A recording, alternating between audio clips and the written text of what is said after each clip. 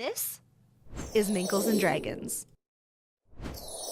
Following a rather grave revelation that preceded a rather lucrative yet highly dangerous employment offer, our party has spent another week in Unity continuing to retrofit and optimize their ship with the aid of the Order of the Singers and their considerable resources.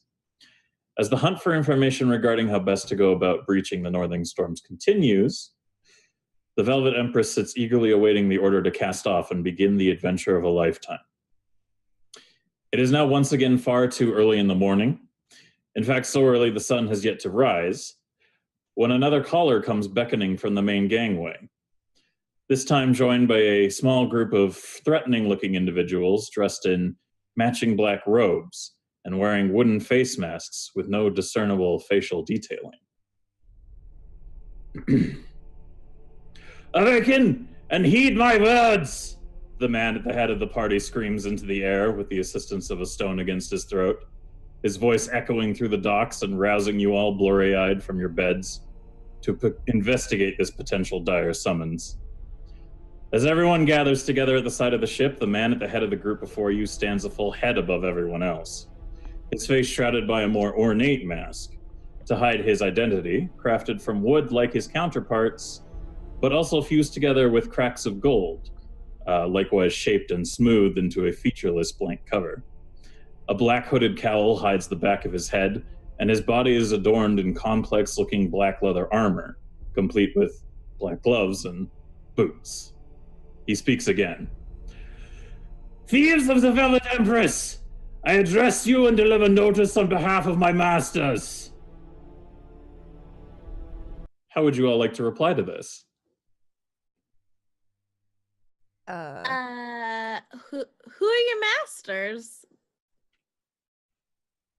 Is that you're standing on the side of the boat? Oh, he's like, so basically you guys are on the boat. It's just the three of you right now, and you've been woken up out of your beds. There's a man in a basically a featureless wooden mask with like cracks of gold filled in on it, and then he's joined by a group of people wearing black robes with likewise blank wooden masks on their faces, and he just asked you to basically take up a notice. So what's your response to this? How did you get on our ship? Like, how did they get on the boat? I'm just gonna go into like a kind of getting ready to like fight stance just because they're all robed and they seem kind of scary. So I'm just gonna like, I guess, where's my bow? I'll pretend that I slept with my bow on, my quiver on my back, and I'm just gonna like reach my arm up and kind of feel for my arrows in my quiver. Wait. Yeah, that's what I'm gonna do. And make sure that my pip is near me. Yeah. I'm ready to go. All right, Keithy, what about you? What are you doing in response to this? I'm just gonna kind of back up MWB and see why the hell these guys are on our boat. What? Well, they're not technically on your boat. They're at the bottom of the gangway leading up onto the boat. They're standing on the dock yelling at you from the docks up into your boat. Should we just leave? Can we leave quick enough? Can we just like start the boat and get the fuck out of there? Everybody just start like waving like the queen while the boat Like, just starts. Bye. Bye. Maintain eye contact the whole time. Just So in response to this, he continues to kind of address you all on the boat with the rock to his neck. "You stand in false victory, clinging to the pathetic notion that you have made clear with a valued resource that functions in service to my superiors. I am here to inform you that you have a day to abandon this vessel and return its rightful owner to his place and make haste from this city before the fury of our organization is unleashed wholly upon you." Do you all have anything to say in reply to that? I'm just gonna yell out, "Too bad, this is our ship now!" And then stare. The elven stare. I vote we get out of here as quick as possible and take the boat with us. I can't remember who the boat belonged to. It was that dude. I'm gonna say that quietly to my comrades, is that I think we should take the boat and get out of here. Just tell them that we'll vacate within a day and let's just leave. The boat belonged to. Furiously scroll sounds. Scroll. Fine. There's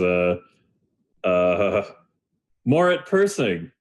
Yes, and his right hand man Sneels. Okay, so Oh these yes, are Sneels. I remember Sneels. Quite Yeah, well. Morit and Sneels. They're currently imprisoned on the ship as well.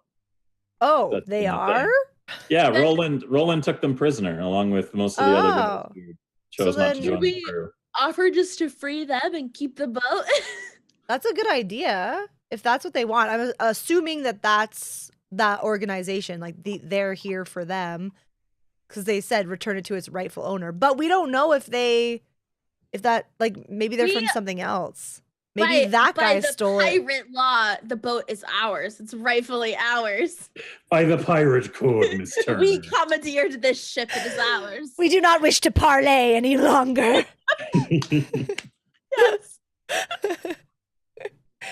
I acquiesce to your request. Anyway, sorry, John. It's all good. Just quoting Pirates of the Caribbean. It's fine. Yeah. Why is he making these stupid noises with their mouth? So the guy basically is like kind of like, you can't see his facial expression, obviously, so you don't know like how he's responding to this. But as you all address the speaker for a second time, rather than responding to you, he starts to reach for something within his pouch on his hip. And at that point, Gatsu, can you go ahead and just roll me a d20 real quick, just unmodified in Roll20 there? Yes. I think I did it. Oh, I have to change it to there you go. Holy crap. Hey, guess what? Woo! What's Zach, what's our BTTV This is so fucking you. emotes? Fucking. I can't remember. Oh my Thank god. one of us can roll. Thank God. No, this is. What are you? Some kind of fucking fae creature? Like, okay, so I've done a D&D campaign with Gatsu before, where he played a character. What was his name again? It was Darren Ka. Right, Darren Ka. And Darren Ka fucking rolled so well that he survived blowing a whole group of people into space with a rigged birthday cake. And fucking like, oh my god, it was. He did some lucky shit that he should have died. It's about time we have someone with a horseshoe up their butt on this channel. Wait, what? A horseshoe up their butt? Mr. I leprechaun come all day or whatever the fuck. That sounds beautiful. Has anybody heard that saying? To say you have a horseshoe up your butt. Yeah, because they're super lucky. Yeah, it's a common reference. I've never heard that before. Don't Google it. I snort four-leaf clover. Can I look up horseshoe up butts? I was just saying, don't Google it. Oh boy. Yeah, don't Google it. Here we go. That one. It's gonna be literal. You're gonna get literal on the internet. Wait, what? There's actually an X-ray of a horseshoe in someone's butt. I'm not surprised. Oh, it says Catkin's lucky horseshoe. Anyway, this can't be real. It's like what? Anyways, sorry, unrelated to all right. D&D, but can we continue our adventures? Yeah, sorry. No more horse stars and butt horseshoes or whatever. I told you to not post pictures of me on the internet. I'm done. Done being distracted. It's never gonna happen again this entire night. All right. Okay. So before anyone can react, a rock roughly the size of a grapefruit slams into the side of the speaker's head and sends him sprawling to the ground. And as the man is trying to regain his composure, you all hear a voice yell something from the shadows. Billy, you son of a bitch! You didn't pay my bar tab. Emerging from the shadows is a strange-looking man in a suit of armor that appears to be crafted from tree bark. At his side, he carries a hefty sack of rocks and has a wild look in his eye as he strides towards the man in the cracked wooden mask. A bar tab between men is a sacred oath. You can't just fucking walk out on that. What else is going on here? So good. Sorry, I didn't already expect off the to the accent. statue I'm lab. sorry. I didn't expect the accent. The man on the ground with his mask God. is just kind of bewildered, like he's really caught off guard by taking a rock to the side of the head out of nowhere. And this crazy man in armor is basically accosting him. And he just kind of like, he's like, what the hell? Is there any responses you guys want to kind of undertake here on the boat? Kip, you have any reaction to this? No, I kind of look bewildered for a second and then actually get my bow out and have it ready and aimed. I'm very confused right now. And Keefe, anything on your end? Yeah, I'm gonna try and conjure a second rock to throw at this man as well. Oh, you're gonna summon rock, are you? Yeah, I'm gonna summon a rock. I've seen a rock. All right, you know what? Fair enough. I'll let you cast summon rock. So go ahead and roll me a d20 at a +5 for like 4. Ooh. It's not that hard to conjure a rock. I'm not gonna. Oh wow. Hey. That was a 19 naturally. Hey, there's all of our luck for the entire game. It's a little disappointing actually because it's like yeah, you conjure a rock. You're probably your one good roll for the night. Right? You're now like, holding make rope. Because that's actually, usually what it is. Make a rope. No, in fact, you did it so perfectly that it looks an exact replica of the rock that blindsided the man. Okay. And you are now holding pretty much the same exact rock, which is a little heavier in your hands because you also notice that this crazy wild-eyed man in bark armor is ripped to shit. And he's been hucking rocks at high velocity pretty impressively. So you're like, wow, this is pretty heavy, like you notice in your hands. It's a nice rock you got there.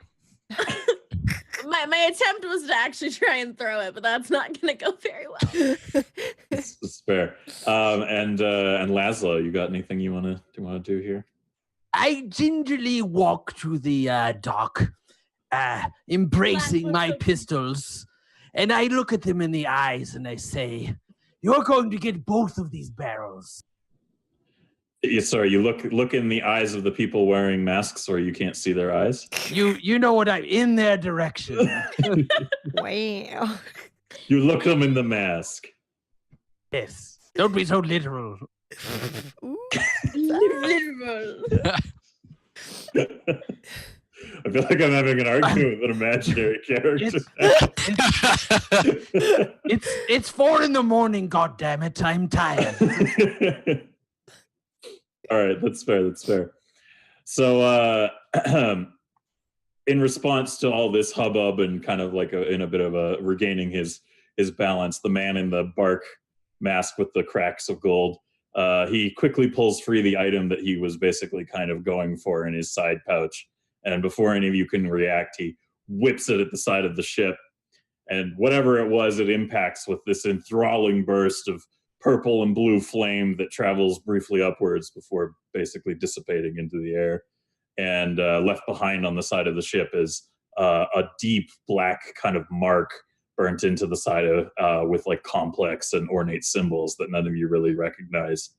And immediately following this action, just like in the same breath of him kind of throwing this, him and the entire collective of masked figures darts towards the boat. And you think that perhaps they're going to make an attempt to seize the ship with when the group basically just the group of enigmatic assailants just slips into the space between the dock and the hull, plummeting into the darkness below. So for all intents and purposes, to you, it looks like they committed suicide.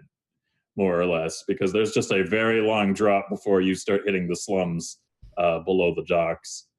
So you are all now left with. This is a flying ship and not a ship on water. Yes, they're not jumping in the Oh, water. yeah. They're literally... I was like, they're just jumping in the Same. water. I thought the same thing. No, they're That's a falling. good thing to know. They're falling hundreds of feet. I'm just gonna like run over to the edge of the boat and like look over, and I'm like again confused, and I'm just like, what the? And I look over at the mark and I'm like, did we just get cursed? I'm just gonna drop the rock that I summoned off the edge too after them. What are you wasting a good rock for? Yeah, you don't. There's no. It's dark as shit, so you can't see if they landed anywhere, but you can't hear anything that sounds like a thud or like anybody kind of like the sound of a group of 5 or so people smashing into a bunch of shitty roofs in a slum. You know those noises don't come up at any point. Okay. So now you're all left standing with the strange man in bark armor standing at the foot of the ramp, and left to process this dire warning and theatrical intimidation tactic. So, Hey, Kip, do you still have any of those drinks? I think our friend here could use a drink. What? Drinks? Didn't we have alcohol? A lot of alcohol. Oh, yeah. I think the last time we saw Prue, she might have left with a sack full of our drinks. Okay, well, I've got these brownies. Maybe.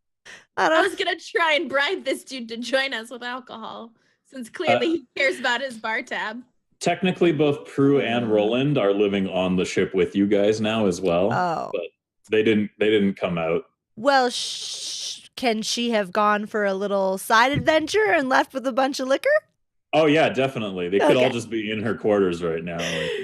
Okay, I'm gonna say we're bone dry because that'll be also kind of funny if who's our alcoholic also Dolan? Dolan is gonna be Dolan is gonna be none too pleased. So yeah, we'll stick with we're bone dry on liquor right now. If that's cool. I just want to intercede. His name is Dolan Digbeard. Digbeard, yeah. And I am laughing so hard at it seems like everyone is constantly trying to say Dolan. Yeah, well, it's a joke. It's like it's the meme. Not only during the live broadcast, but fucking MWB sent me a colored portrait of him, and his name is Dolan Digbeard in the file name. It's Dolan. So I don't know if you did that on purpose, you little shit.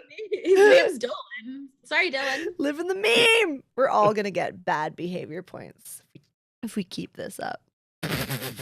It's gonna be like, it's Dylan? It's Dylan. Shit. Dylan? Dylan. It's Dylan. Who are the top 5 rappers of all time? What? I don't know if you guys get that joke. No, but anyway. I don't. That's a music reference. It is. All right, so you guys are chilling here. You're talking to the bark armored crazy man who just threw a rock at somebody standing outside of your ship, giving you dire ultimatums. Hey, Mr. Rockman, would you like to join us on an adventure? Keefy, hold. Yeah, I like him. He's strong. I want him on our team, and I'll pay his bar tab. He's strong. Keefy, I love you. Sir, hi. That was pretty cool. What's your name? My name's Eric. I just am like walking up to Keefy and I'm just like calming her because she's so excited to see this new guy. Like, can you just join our team? Let's go.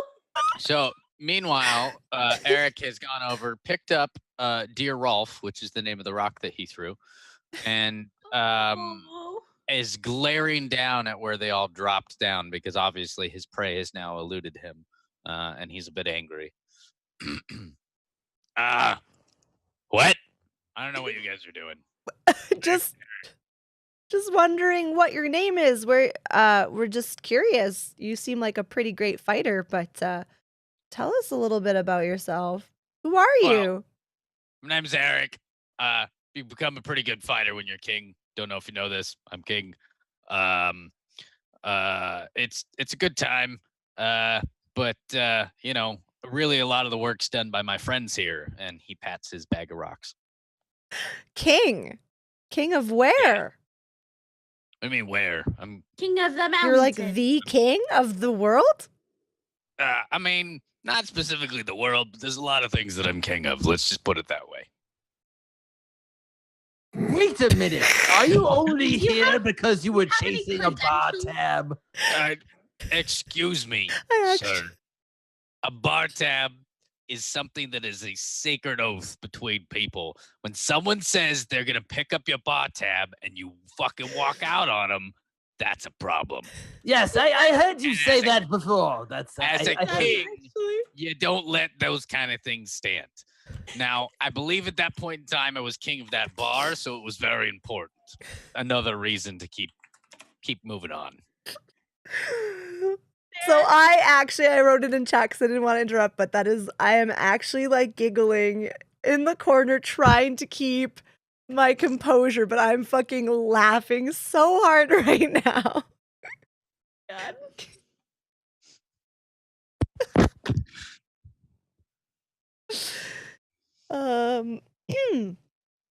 Okay. Yeah. So that's your little interaction there. What's going on? What are you guys up to?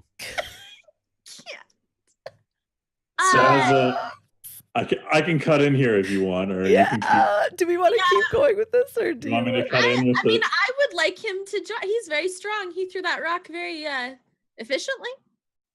He seems haphazard. I'm not sure about this fellow. It's okay. We can compliment. Thank you. We can take off or continue.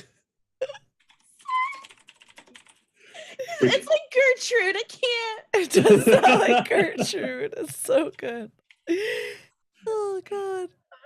All right, so yeah, I can continue this exposition, and then we can totally continue on with this line of inquiry. So, as the son, basically, you spend a little bit of time having a bit of a conversation that seems to go nowhere with Eric. And as the sun finally begins to grace the horizon with its presence in front of all of you, a flyer from the Citadel comes drifting down to settle near the front gangway, much like the one that took you up before and drove you here, all that. When it comes to a complete stop, you can see that Siphius disembarks and is headed towards you in a hurry. His hurried approach only slowing as he stops to take in the strange symbol now scorched into the side of the Velvet Empress. What happened? And he looks over at Eric and he kind of looks him up and down. What happened here? Why are you asking me? I don't know.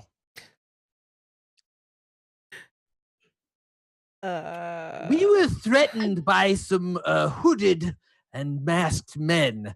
Very grave threats saying that we were interlopers on this ship and they were going to take it back. Yeah, and then they kind of had a pretty dramatic, if you ask me, exit. And Siphius, maybe you can help us out. Have you ever seen this symbol? They threw something at our ship.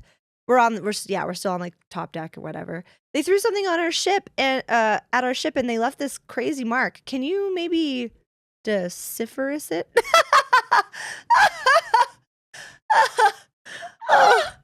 I start laughing again, and I might have taken a couple brownies right when I woke up. Siphius, good game tonight, guys. I can feel it.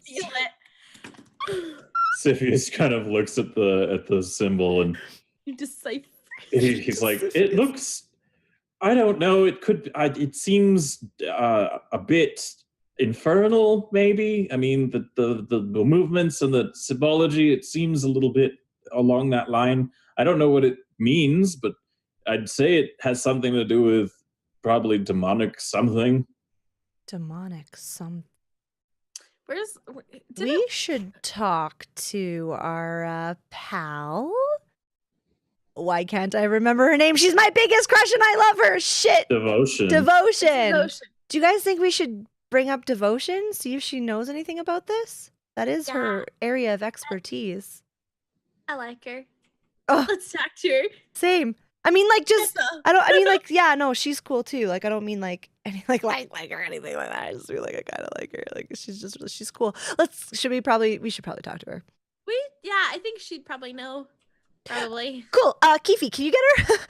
Anybody? Laszlo, do you want to go grab her? I think you should go get her. Siphius is kind of like waving his hands. He's like, wait. Before we figure this out, I have information. Oh, Oh, sorry, Sivis. sorry. Go ahead. We, as you know, we've spent the last week intensely researching any and all form of trying to make our way into the northern part of the world, to investigate. And he kind of looks over at Eric and he goes, on our adventure. But yes. During our research efforts, I found something. It seems that we stumbled upon something very curious. A passage in an old store of books that predate the Cataclysm. The archive had a few texts that pertain to creatures that could be seen emerging from and entering the roiling magical storms unscathed. Now, I cross-referenced what I could with present-day records of sighted species and found that they matched the description of a floating herd creature that has since been domesticated and bred to be beasts of burden. Now, oddly enough, and with great fortune, Kip, it appears that your people, the elven nomads, are the ones who have domesticated these beasts. I believe your culture has a name for them. They're strange Master Minkledons. Is that correct? Is that what you call them? Oh, wow, it's been a while since I've thought of those. Yeah, Master Minkledons. That's right. Good. Excellent. Now, just a little backstory for everybody here. I was bothering Dara during one of her streams earlier in the week, and I was like, Dara, give me a name for a sacred animal that your people would use. And there was his first mistake. And then I learned not to ask those questions ever again. But there you go. That's the name. Creatures. Oh, it's a Jesus. wonderful name. Oh, thank you. Honestly, that was so hard. I was like, keep a straight face. Keep a straight face. I feel like we have Master a lot of Minkledons. just memes tonight. I'm just gonna be laughing for 90% of this It's adventure. memes. It's memes night. It's memes night. I messaged Jared that I almost accidentally called Siphius syphilis. I'm surprised that didn't happen yet. Dolan and syphilis. Don't. Oh my Anyways, God. let's Anyhow. go find these Minkle mastodons. Right, yes. Anyway, so Siphius continues. Right, good, excellent. So it would seem that our best step forwards now would be finding your people and convincing them to allow us to part with one of these animals in order to study its natural durability. But from what I read of your people, they never remain in one place for long. Your ground sailing ships are always taking your caravans from place to place. We would probably have to spend months searching the world in hopes of our paths would cross one of them. I have to message you something. I'm sorry. Me? Yeah. Like, oh, okay. No, the other DM. Sorry. I'm sorry. You guys could just do some little banter back and forth if you want. Talking about Master Minkledons until I until I message you. I thought that the Master Minkledon had died out.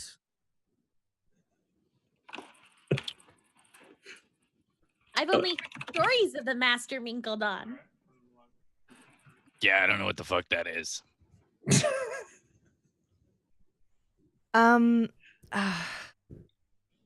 Guys, I think I know where they are. I think I know where we can find them. They'll still be there. Possibly. But I'm pretty sure. Fuck, I had too many brownies. I think I know where I'll go. Yeah. You guys, Wherever you go, Kip, we'll go. Well, where is this place that perhaps you mentioned? I don't want to say too much about it. Do you guys just trust me to go there? I trust you. Is that what you wanted, Dylan? Sorry. Okay. Is this what you wanted? Is this what you wanted? Yeah, I'm sorry, guys. I would just. Sorry. No, I can do this, and if you guys trust me to lead, I can take us there. I just Then take what are out we like. waiting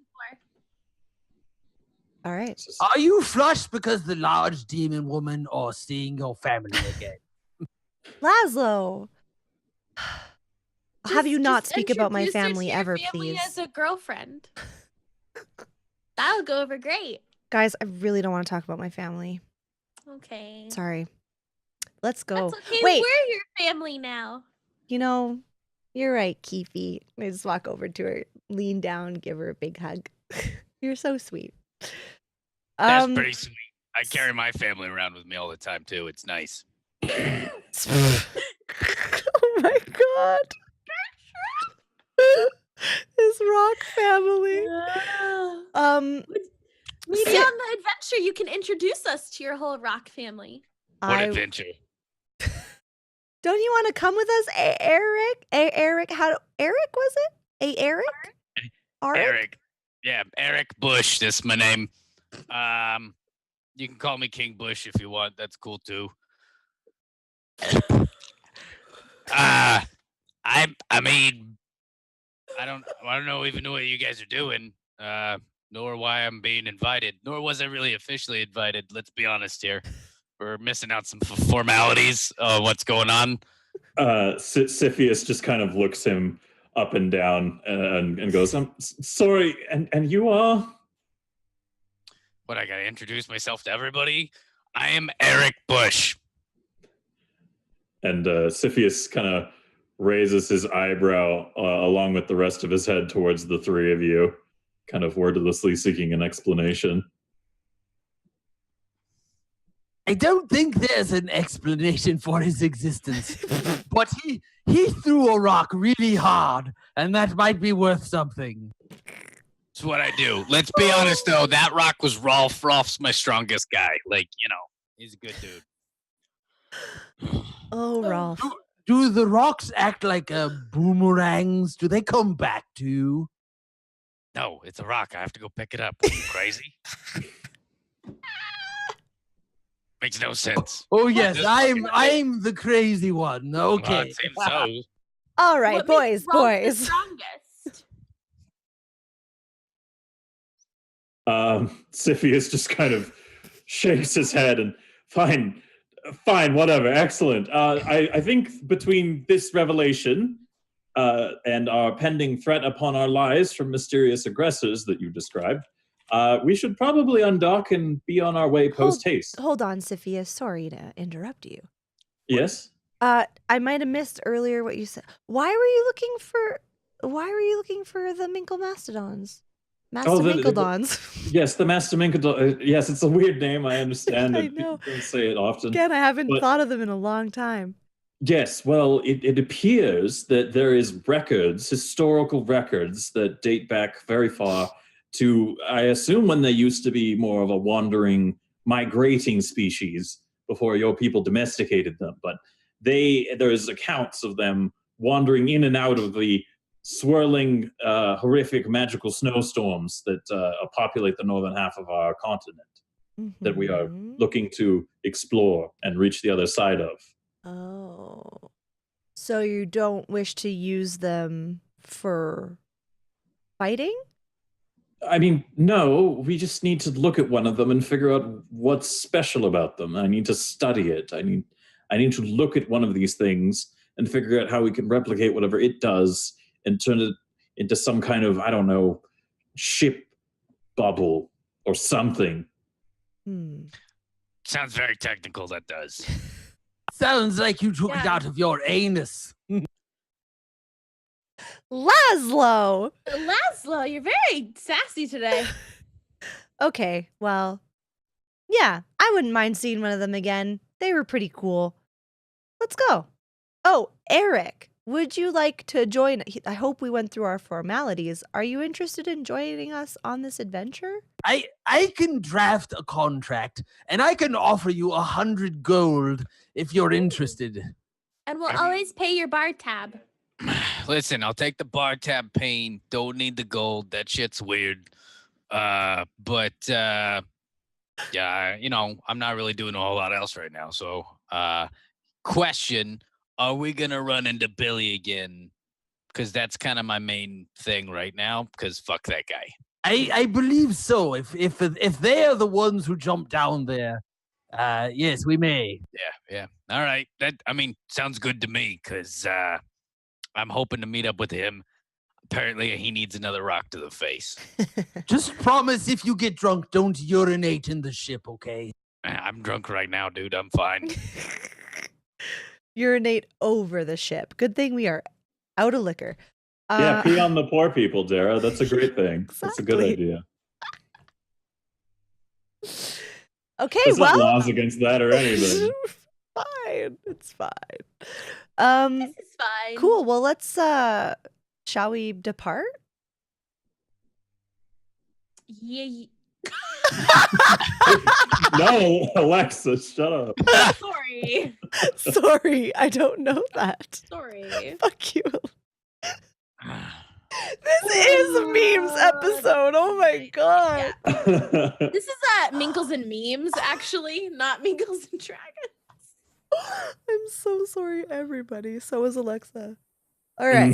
So is Well, Alexa. if you guys are ready to go, I'm ready to rock. So let's bounce. Yeah, let's rock and roll. Is that some kind of pun? Oh, Laszlo, lighten up. You all have like a 90s era fucking laughing boarding the ship moment. Will Siphius like puts his hands on his hips and he's like, and then it plays like that stupid outro, like Like Full House or something. Yeah, 90s sitcom basically. outro. Everywhere you look.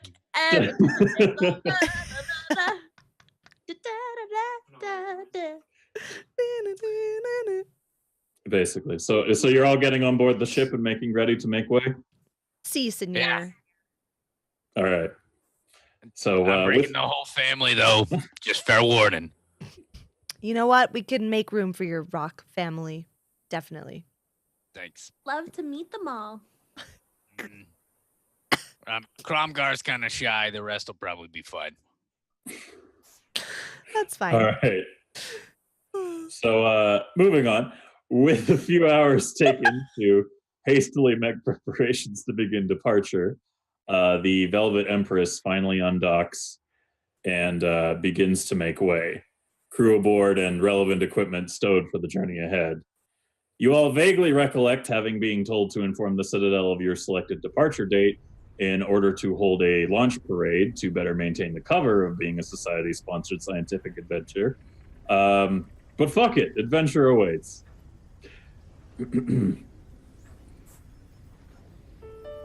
As the ship clears the dock and heads out into the open air, the rush of the wind on your faces is a welcome liberation from the claustrophobic and overcrowded city you just spent the past few weeks occupying.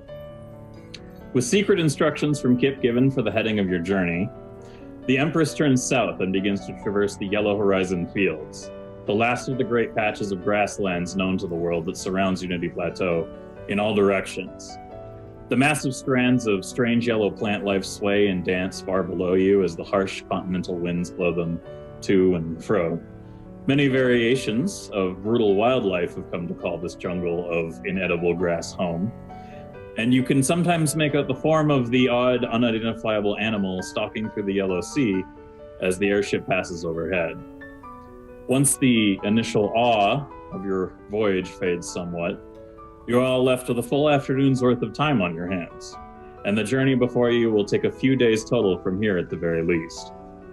With that in mind, what would each of you like to do today before bed? Let's start with Kip. Oh god. Before bed, what do I want to do? How much time do we have before we have to sleep? You probably got like a good 6 hours before it's bedtime. shit, Most okay. people usually go to bed. Now, let's say like you don't have to go to bed. It's just like around the time when everybody usually retires to their quarters, kind of thing, right? Okay. I mean, it's your boat. You can do whatever the fuck you want. Okay. So. So I'm gonna be like not trying to sleep or anything, but I'm just lounging on my bed, just lying, staring up at the ceiling, and I have this really antsy feeling. I don't feel very well, and I'm sitting there. Pip is actually in her dog form, and I'm just like petting her, and I'm like, I gotta get out of this room. So I'm gonna go. I'm assuming we're all in our rooms. I mean, you could be. You can tell me where you're starting off here. I'm in my room, yeah, lying down, and I'm just like really antsy. And I do get up and I start pacing, and I'm like, I gotta go see Keefe. So I'm gonna go head to wherever Keefe is. All right, Keefe, where are you? I am in my room trying to conjure some rocks. Trying to get real good at summon rock. So I'm just sitting on the floor of my room, conjuring rocks. Okay, so I knock on Keefe's door. Knock, knock, knock. 1 second.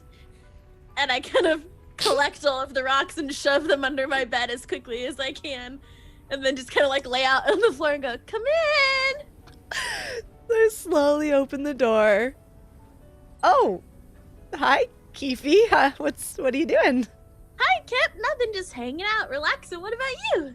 Cool. I was feeling real anxious and weird, and I was just wondering, do you maybe want to go see Eric and ask him about his weird rock family? Oh, that's funny. You should ask. And then I'm gonna go under the bed and kind of pull out some rocks and go, I was making him some welcome gifts. That is the most precious thing I've ever seen. I didn't think you could get more adorable. And as you hold up this collection of rocks, one of them is kind of like moving, and it looks like it's got a little arm and leg popping out of it. You can faintly hear it going, "Kill me! Kill me!" Oh, yeah, that one. Don't pay attention to that one. yeah, might want to execute that one. I mean, it's Get fine. it? Execute? Oh man, Pokemon. Anyway, Just gonna hold on. Just give me a second here. I gotta wait. don't Hold give on. me minus Sorry. things. Don't give me No, back. hold on. We got to remember that behavior points exist. So I'm afraid that with that pun, you've met your quota for the day, No! and I'm afraid I gotta have to reduce your I behavior thought points. it was brilliant. Oh. Sorry, it's okay. Why It's did I okay. remind you? Anyway, well, that's cute. Do you want to go see? I'm really curious about his rock family. I want to know their names. I want to know more about this guy. Do you want to come with me? Yeah. Let's take these with us. Do we want to grab Laszlo? Do you think he'd be interested in coming with us? I mean, it's always worth asking. Cool. Let's go find Laszlo. All right, Laszlo, where are you right now on the ship? ship? Rocks. I'm just filling out paperwork in the captain's office, and I think to myself, I should go find the other two and talk about this mark on our ship. So I start wandering around looking for them. Okay. So, Keefe and I are like walking down a hallway, and we look like we're getting into some mischief. We're kind of like giggling and just like having a good time. I really want to take my mind off of things, so I'm just like trying to distract myself. So we're like almost tiptoeing down the hallway for no reason. And I guess we see Laszlo. Oh, hey, Laszlo, buddy. Just the guy we're looking for. How's it going? Hello, I believe I have a dire thing to discuss. I'm quite afraid that the mark that they threw on our ship might be some kind of tracking magic, and I really want to look into that because I feel like they're trying to follow us. Oh, Laszlo, you think too much. Dude, you just gotta calm down a little bit. Chill out. It's all gonna be fine. We always get ourselves out of these situations, no problem. We could worry about it like tomorrow. We were wondering if you wanted to come with us and see if you want to come with us to go see Eric. We're real curious about his rock collection. And I made him some more rocks. And I kind of like happily showcase the rocks in my arms. I mean, it wouldn't hurt to find out a little more about this strange fellow. Wow, that was really easy convincing. I thought that was going to be tougher. And I'll tell you what, Laszlo, once we're done chatting with him, I think we should go down to where the other owner name I can't remember. We should go talk with him. He likely knows who these guys are, and he likely knows what that mark is. Wait, weren't we gonna talk to Devotion, Kip? I mean, we could do that. I say we get them in a room together and twist his nipples a little bit. That's a good idea. I'm down with that. Wait, are you talking about Kip and Devotion? Keefy! And I just nudge Keefy. I just hard. I fucking nudge her hard with my elbow. Shush! No, the large man. I'm sure he won't like that. Dara, that might concuss her. She's not exactly at your height, right? Just like an elbow to the head. You're literally just knocking her the fuck out. I kneel down and I nudge her hard enough to not hurt her a lot, but to know I'm serious. Or you just bump me with your butt. Yeah. So you shove your ass in her face, I bump her. Yeah, ass right in her face. Keefy, Yeah. Shush. Stop. So, Laszlo, what do you say?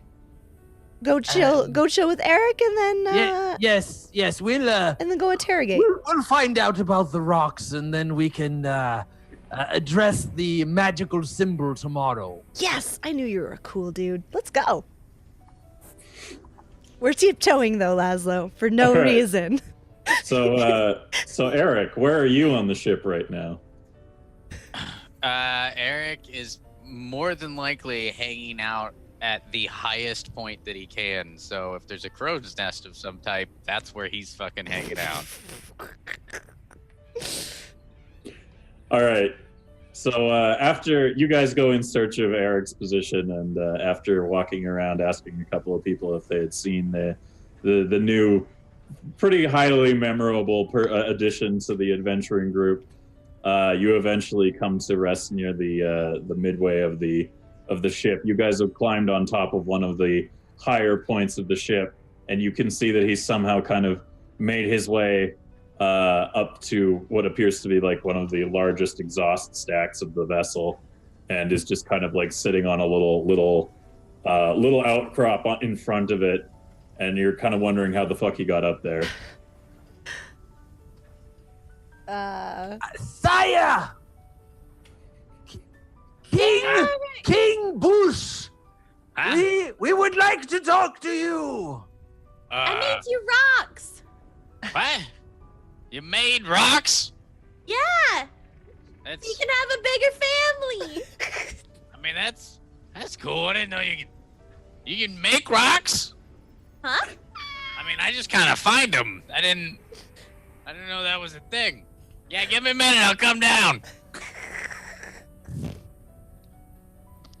And Eric kind of packs up his little family and puts them back in the bag and is whispering certain things to them. And don't worry, guys. No, it's all right. No, it's all right. All right, let's go hang out with them for a bit. We'll come back up later. All right. Oh my gosh.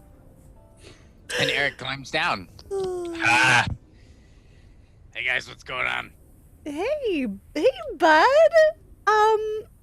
We just want to know a little bit more about you, and we really, family really matters, and we really want to know about your rocks. Tell us about your rocks. What's this rock? What's the deal with you and rocks? You want to meet the family? I get it. Yeah. We live in the forest a lot. The 20 of us, or 21 of us, sorry, including myself. Been out there for a long time, but we travel around a lot. We're a good kind of traveling family, traveling trope, if you would. But it's I don't know. I mean, do you want to meet everybody? Is that kind of what's happening here? Of course you do. Yeah, we do. So before you start, do they have magical properties? They're just rocks. Why would they have magical properties? Why? What's this guy? What's up with you and these weird questions about rocks? The rocks.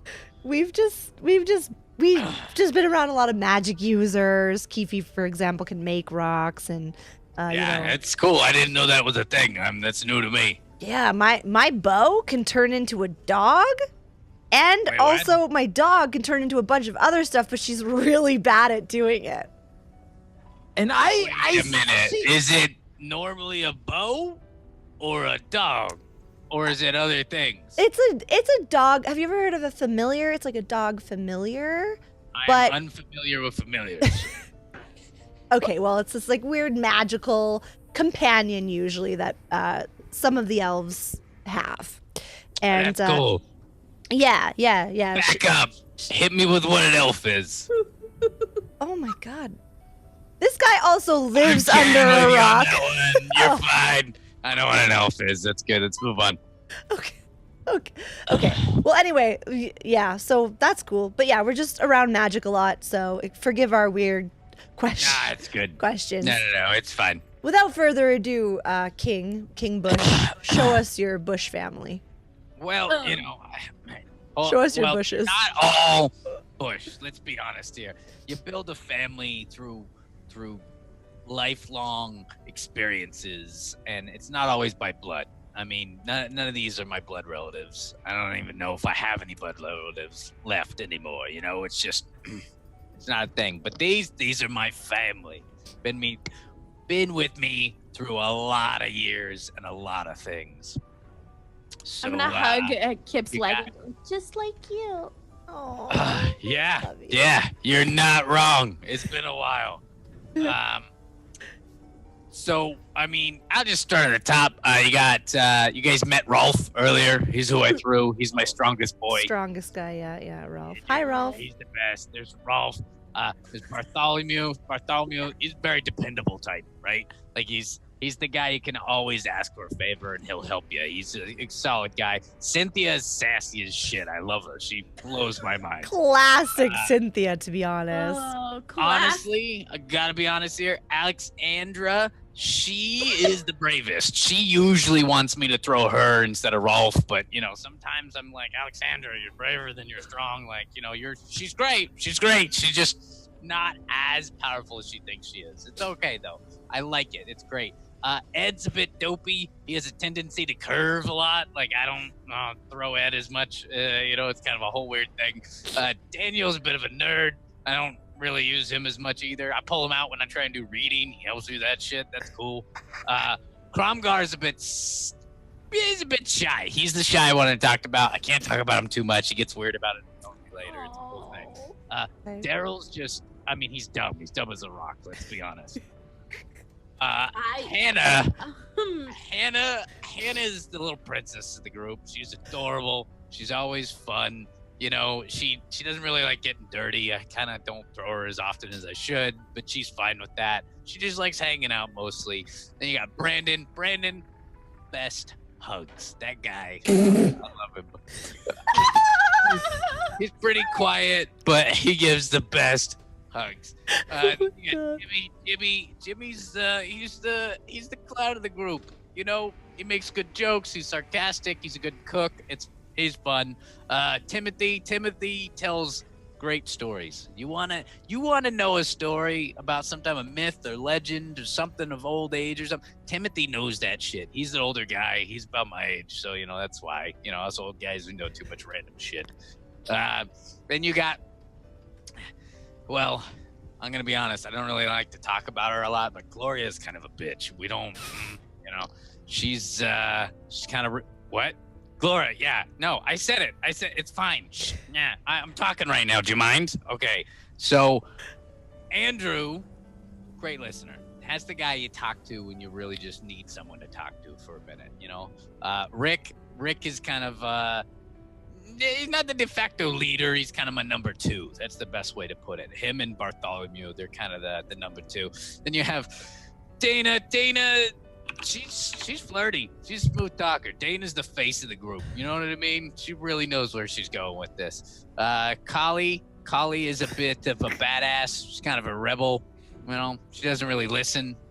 I've definitely tried to throw her a few times and she did not go far. And then Bradley's just I'm gonna be honest. I don't want to say this in a negative way. Bradley's just kind of average. Just kind of an average dude. You know, he's just there. And then Amanda. Amanda's the youngest. You know, she's kind of the kid. Yeah, she doesn't get out much, but it's good times. So that's She's a my kid. family. They have age. Oh, they can age. And she's just the youngest. Oh. She's the newest member of the family. They don't age. The rocks. What is with these people and these stupid questions? I don't get it. Well, nice to meet you, everyone. Hi. Hi, Rock family. That's good. And again, don't really talk to Gloria much. She's kind of a bitch. Yeah, what's up with that? I guess you yeah, that's family, right? Can't live with them, can't live without them. Everyone's got one. It's fun. We still love her. Everyone's got a Gloria. Everybody's got a Gloria in their family. That's how it happens.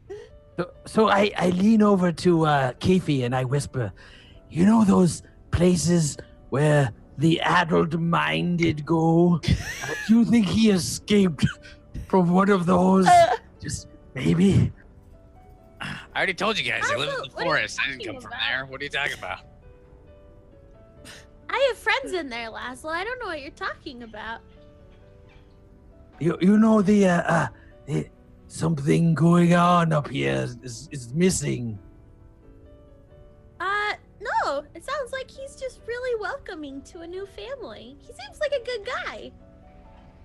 Since he leaned over and whispered to her, am I not able to hear it? Was I not able to hear it? You know what? Let me not mute, and then let me tell you that this is probably a good time to just make a roll, because fuck it, why not? It's fun to roll for things.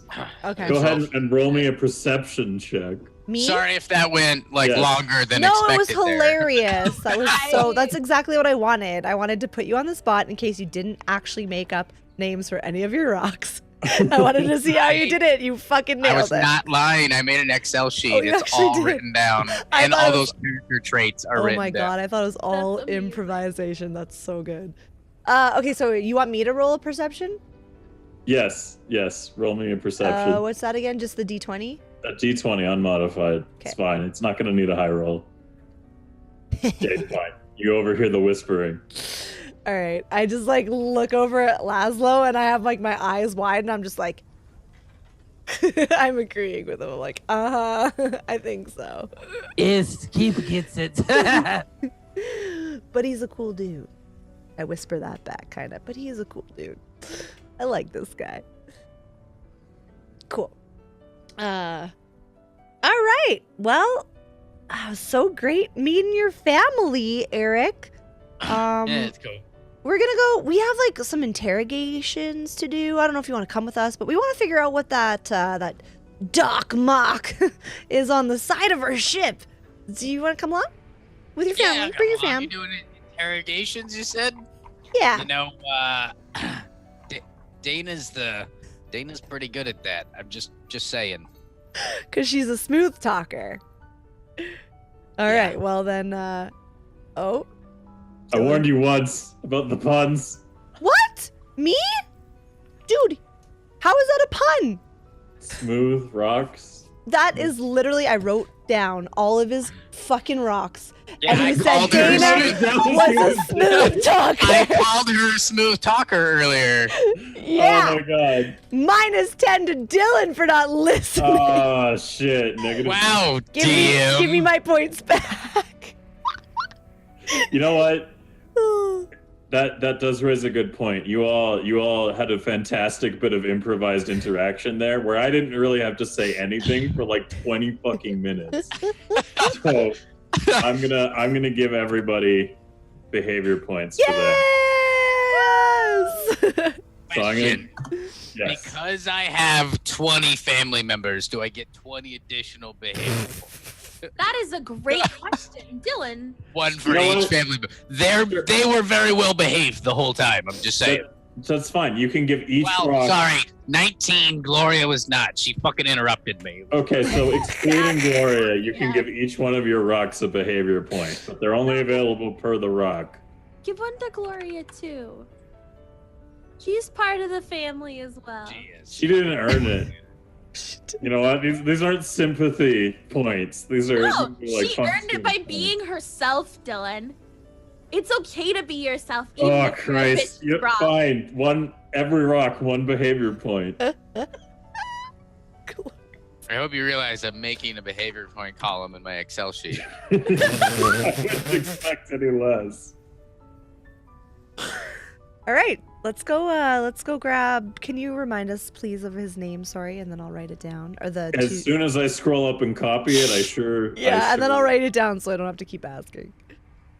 I sure can, because we're going all the way back up to episode 2. Isn't it in like the script. Khadgar or something like that? No, No, that's that's the Minotaur That guy guy's or from whatever. World of Warcraft. the Minotaur. That's Khadgar. Khadgar. Yeah. Same No, it's thing. Dadgar. Oh, Khadgar, right? I Khadgar. love Dadgar. He's amazing. He is the He's best. a babe. Wait, hold on. He's all Silver's Fox status. Yeah, Dadgar's a babe. Mm-hmm. He's like Anderson Cooper. Is there actually a fucking Minotaur in World of Warcraft with that name? No, No, it's no, the no. main wizard that everyone. He's human, right? Yeah, Like a he's Yeah, Tauren he's like a Sorry. human No, wizard. no. He's a human wizard. That's Oh, like is he the Big Daddy human? wizard. Yeah, he's a Huh. human. What's his name? Khadgar. Khadgar. Oh, Khadgar. Gar, Okay. G, Yeah. not Khadgar, but very close. Yeah. And not spelled You're- anywhere near. You're fine. Okay, fair enough. I was like, damn it, did I unintentionally the thing? No, you're and Khadgar, right? Khadgar with a K. Yeah, yeah, Khadgar. yeah. It's not the Yeah, you're good. very different. Wait, hold on a second. Can you? Is that? Okay, that does. Yeah. Oh, Ooh, Can rain noises? Hmm? It's all stormy and rainy. Ooh. fuck my balls. So what Do I I have to roll thought. for that, or So we literally just had music going, and I thought I was combining 3 sound things. There is an airship like background noise thing that I found that should have been playing this whole time, and I guess it's down because Aw. like you guys can't hear that, right? There's Now we nothing. can. Wait, you can hear something now? yeah, I Yeah. hear some bells, kind of, and some wooden creaking and storm, and No, it sounds like I hear what sounds like ship noises, Yeah, as well it as some sounds like- industrial noises, as well as the Like- storm. Yep. Can Yeah. you hear that on stream, people? I Does can Zach hear it. hears that? They should be Okay. able to hear it. Yeah. Okay, is that a decent volume for it then? Like where it is right now? Should be louder or quieter? I would say louder, but I think my volume is different from what people can hear. So we'll wait until. Yeah. Okay, does that sound like good ambient background noise to everybody? Archer says louder, louder, louder. It could be louder, I think. Oh, Zach Okay, but says you it's got- fine. You guys are also going to need to be like having a conversation. Yeah. Yeah, it should be fine. Okay, that's so weird that you That sounds good to me. can't. I can't. What the fuck? All right, moving on with the random technical glitches. So you're talking to Morit Persing now, right? You want to Morit. go below? Lauren. Yeah, and we were gonna grab devotion to talk You were with gonna her bring as well. devotion along to talk to her. Yeah, To him. to hit, not to talk to her, just to talk to her with hit. Yeah, Okay, have both cool. of them in a We'll room. play that out then. Okay. So freaking damn it, that's gonna bother me so much about the fucking audio. You guys make your way as a group to Devotion's quarters, and you kind of arrive there, and she's sort of set up like a bit of a communal church almost for her little group of other. There's not room for everyone to have a room on board the ship, and she was kind enough to kind of just give them all lodgings in kind of like a more opulent quarters. Oh, fuck. Sorry. Gatsu just shared his rock list document. I'm so happy. April, that was a really good idea. We're gonna do that. We're gonna put the rock list and description in of the rocks on Patreon for our patrons to see. Oh yeah, all right. Yeah, that's yeah. fair. I think that's really brilliant. Yeah, Thank you, April. After tonight's episode, we'll post the rock list for everyone on Patreon. So every a patron of any level, or do we just want to make it a public post so people can see it on our Patreon? Oh no. So they're like, no, our Patreon for our Patreons. Okay, so from $1 level and up, you'll be able to see the rock list. You gotta pay for that shit. Yeah, you gotta pay for the rocks. Pay for the rock family. All right, so you guys are now outside of this quarters. She usually hosts kind of like they live in and act inside this penthouse suite more or less because there's so many of them all living in the same area, and they're kind of all chilling around doing their own things.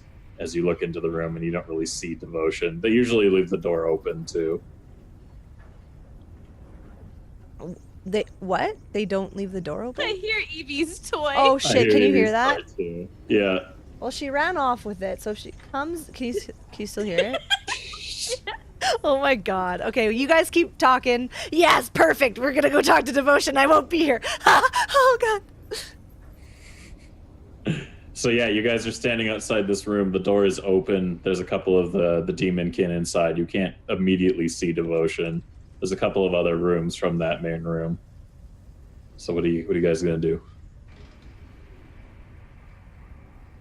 I poke my head in and I say, "We have a dire situation, Devotion. You are demon." You don't see Devotion. Then I try to look around the room. Do I have to do a roll? Sorry. The way you asked that with the laugh. The laugh.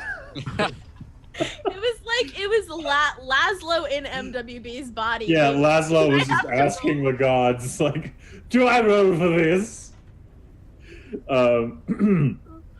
No, you don't need to roll. You can just like lean in and ask if Devotion's in right now. Hello, Demonkin. Is your leader Devotion around?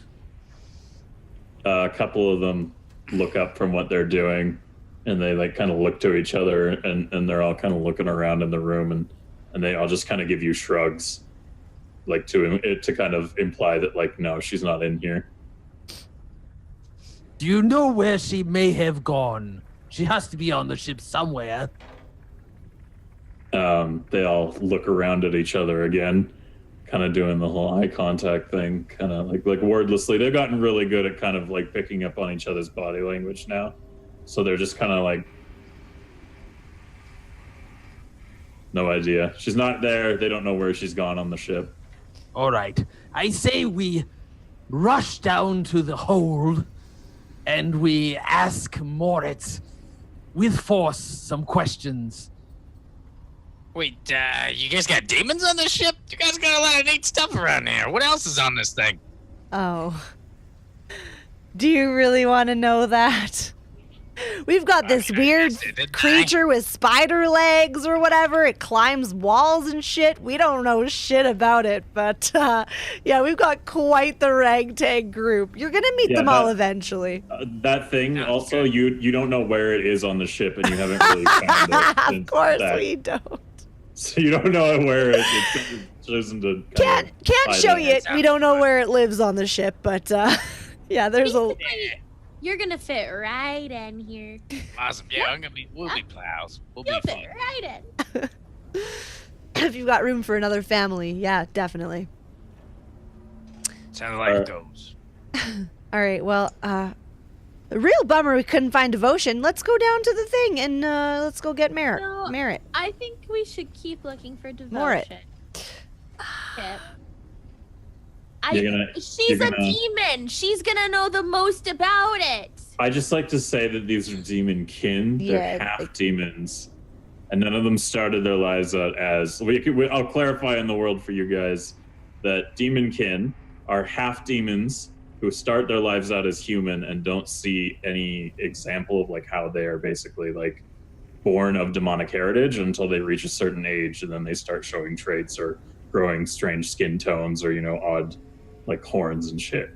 And the more that they embrace them, the more that they embrace their abilities, the more it kind of shows on their body. So they're kind of tiefling-esque, but like evolved one, or like evolving into them, so to speak. They're very similar to tieflings in that they follow the same like naming tradition where they try to name themselves after things that they are like a word of power almost, right? So like that's why devotion's called devotion and such. Got it. But we're calling them Demonkin. Okay. I think maybe then if you two ladies would try to find devotion, I will go address Morit myself. I have a beef. Okay. Come on, kid. Okay. Yep. Fine. We'll go. As you guys are... I'll go with Laz. Him and I will go, we'll have a chat with this guy. Laz. You're fitting in just fine. Already got nicknames. Amazing. All right, you know what? Fair enough. We can do this. We have the technology. You guys are going to split up, and Kip and Keefe. Always split the party. Always split the party. Kip and Keefe, you're going to go look for devotion and figure out where the hell she is on the boat. And meanwhile, Laszlo and Eric are going to go below and investigate. I would like you to also state that the entire family's coming, and you need to list all 20 by name. Thank you. Eric and the Rock Gang are going to go with Laszlo down to interrogate. Eric and the Rockers. Just rocking and rolling. A 60s mod band is going to go with Laszlo down to investigate. So why don't we start off as oh hey Amanda. Sorry, I saw a name in chat. Why don't we start off with as Laszlo and Eric make their way below to interrogate Morit. Shut up, Tara. Sorry. Kip and Keefe are going to go look for devotion. So we'll start with Kip and Keefe's silly little excursion here to find little devotion. Side adventures. That's right. I just spilled coffee everywhere. Oh. Uh-oh. My immersion. No, it's fine. It's fine. Sorry. Our adventure. So you start off the adventure by Keefe suddenly has a thing of coffee for no reason. She wanted to give me more of it. That's right. By the way, that's cleared up now. Like you don't have brown vision. I don't have brown vision anymore. Okay, great. Good. Yeah, you haven't had brown vision for a couple of days, thankfully. Okay, awesome. So, and Keefe's like kind of been trying to get better at conjuring coffee, so she goes ahead and conjures coffee, and then immediately like the ship kind of shifts a little bit and buffeted by the wind, and she just dumps it all over herself as she's like admiring her new cup of coffee. Oh my gosh, Keefe, are you good? What were you just trying to do there? I was getting a little thirsty, and I wanted to make some coffee. It's all over you. And it spilled all over me and my stuff. Can you like conjure? Can you like somehow magically? Paper towels. Oh, okay. No. I'm glad that one went well. All right. Well, yeah. You're good. Let's we'll keep walking. So it's actually pretty bad. Like there's a lot of spillage. So like you kind of like are like, oh God, what do we do with this? And as you guys are kind of dealing with Keefe covered in coffee, and she kind of looks like really upset, a familiar kind of hand kind of comes down and uses the edge of its robes to start dabbing. And as you look over, you can see Devotion kind of smiling at you both as she's helping to clean up the coffee off of Keefe. Dearest face on stream. I'm sorry. I just looked over. I look at Keefe and I know that she cannot save me here because she is like quite distraught, cleaning herself up, and I'm like, in my head, I'm like, oh my gosh. Okay, Kip, come on, find words. You could do this. You know words. Make the talk. Do the talk. Hi, Devotion. Just the beautiful lady we're looking for. Thank you for helping us. Keefe just spilled some coffee on herself. We have some questions for you. Will you help us? She looks a little like bemused at your statement, kind of processing the order of the words that you've delivered to her there. And she kind of looks over at Keefe and looks back up at you and nods her head.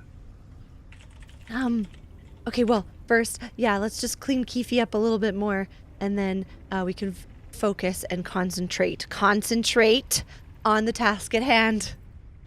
And so how are you going to help with cleaning that? Keefe, can I have a couple paper towel? You got some more to spare? Yeah. Oh, thank you. Actually, no. I get out I get out my very fluffy Pip. And I just start dabbing Pip. Like so. Yeah, can you illustrate that for us, please? She's very absorbent. And I just... Wow, that's some pink colored coffee I conjured. Did I conjure strawberry coffee? Is this working? Good All job. right, so Good job, Pip.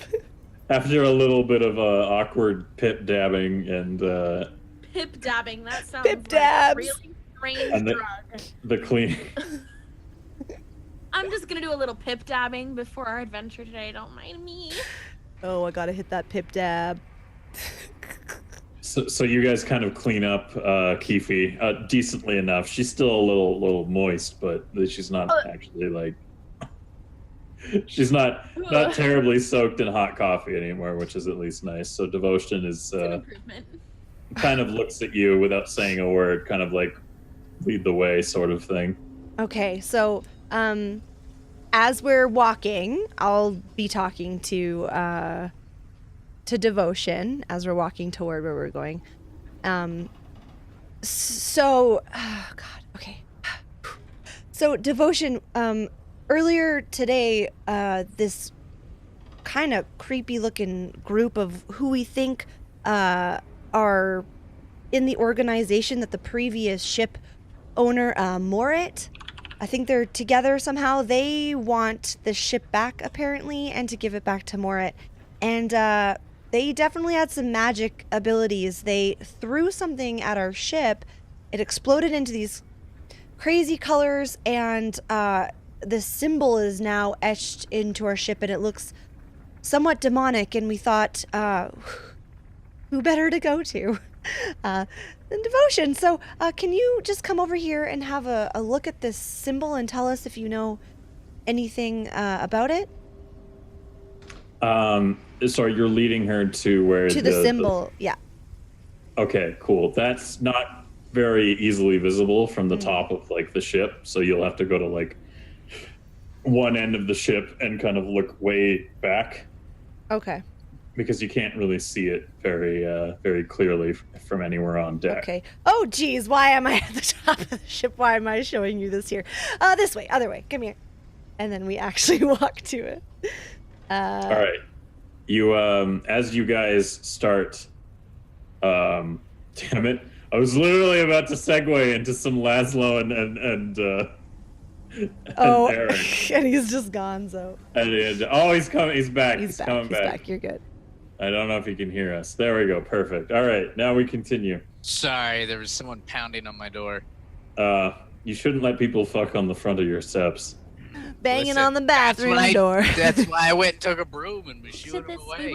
Get off my lawn, you damn kids. Go fuck on someone else's porch. All right, so as you guys walk with Devotion to kind of get a better angle of showing her the symbol on the side of the ship, we now join Laszlo and Eric heading down into the cargo bay, and you guys are kind of heading into the makeshift kind of prison area that was set up down there, which is more or less just a heavy locked door room that has been repurposed as a holding cell. And inside through the bars, you can see there is Morit sitting there being very unpleasantly, fat as he is. And he's also not really had a chance to shower much. You get the impression that Me too, don't worry. You get the impression that Roland isn't treating these guys very well.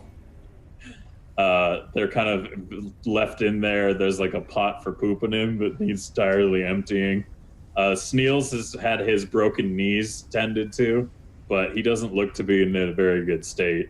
And the other guys who kind of surrendered for the ship, they're not doing well either. But Morit himself isn't going well with this whole process because it's hot in that room and he's now shirtless. So you've just got like this large, unpleasant, unwashed, fat man who was intimidating before, but is now kind of like just really sad. So go ahead and do your thing. So what are we trying to get out of this, guys? I'll take this one for now. I open the door and I slowly creak it to remind him who's coming. And I walk quietly up to him, Moritz. I stare him in this fat face. And I pull out one of my pistols. I know he's in a bad state, but I stick it straight into his gut, loaded for bear. And I say, "Who did you work for?" Morit is very like, oh god, there's a gun in me and I smell terrible kind of situation right now. And he looks up at you and he goes, What? Why do you care? Some suitors came to call, masked men saying that they employed you and we stole your ship and they were going to get it back. I believe by any means necessary. They even put a mark on the side of the ship. I want answers.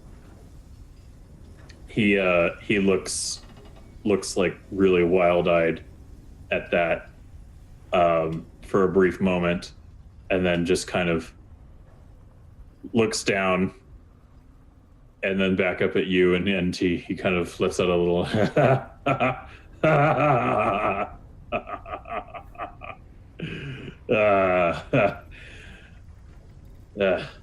you're all fucked. I believe you think you have an advantage here, but I will not hesitate to fire this into your belly. You tell me answers, real answers, and they may attack us, but you will suffer.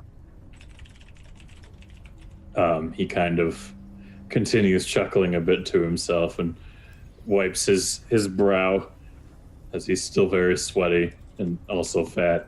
And he just kind of like looks up at you and is, you have no idea what's coming.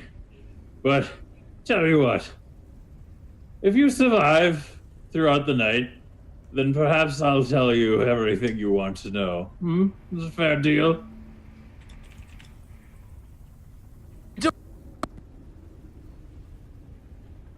I don't believe that you're in a position to bargain.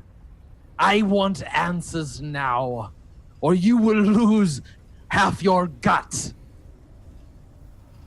Like half of it on the side, or like a portion that is considerably half in the center?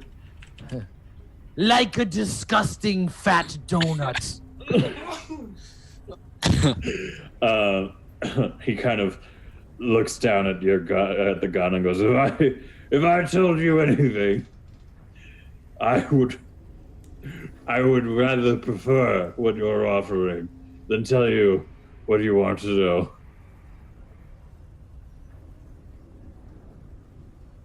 I pull back the hammer on my pistol and warn him that it is loaded with 200 gold, and this pistol is capable.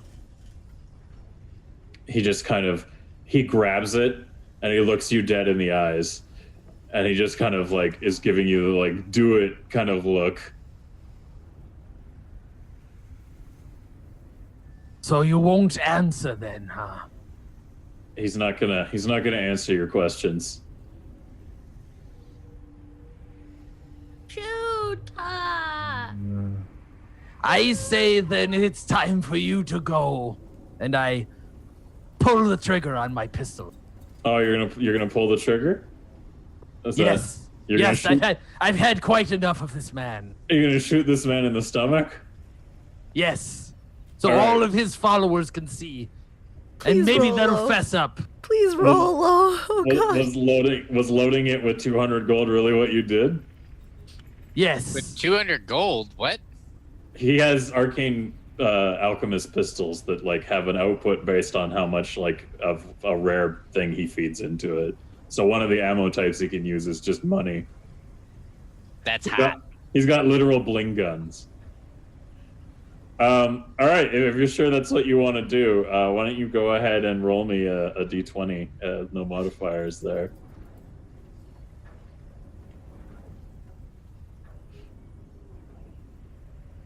Yeah, don't forget about the patrons of Pantheon. Oh, it's too late now. He rolled Damn it. it!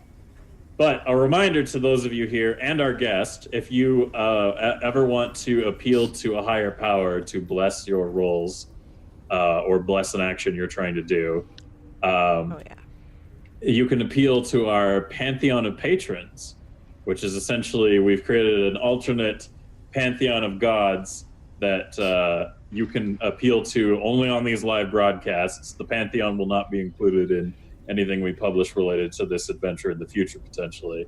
So if you want to appeal to a higher power, all you have to do is say, I would like to appeal to the Pantheon of Patrons, or PP for short. And when you appeal to the PP, the patron you're appealing to can answer in chat either yes or no, however they wish to phrase it, if they would like to grant the favor, and then I will translate how that favor is granted. So with that little bit of information aside, and a little reminder that if you would like to join the Pantheon of Patrons, you just have to commit $20 or higher to our Patreon. You wanted to do, you want this gun to go off, Laszlo? That's your intention? Yes, and before I pull the trigger, I say, does anybody want to offer any information? Like to stop him from getting his guts Yes. outwards?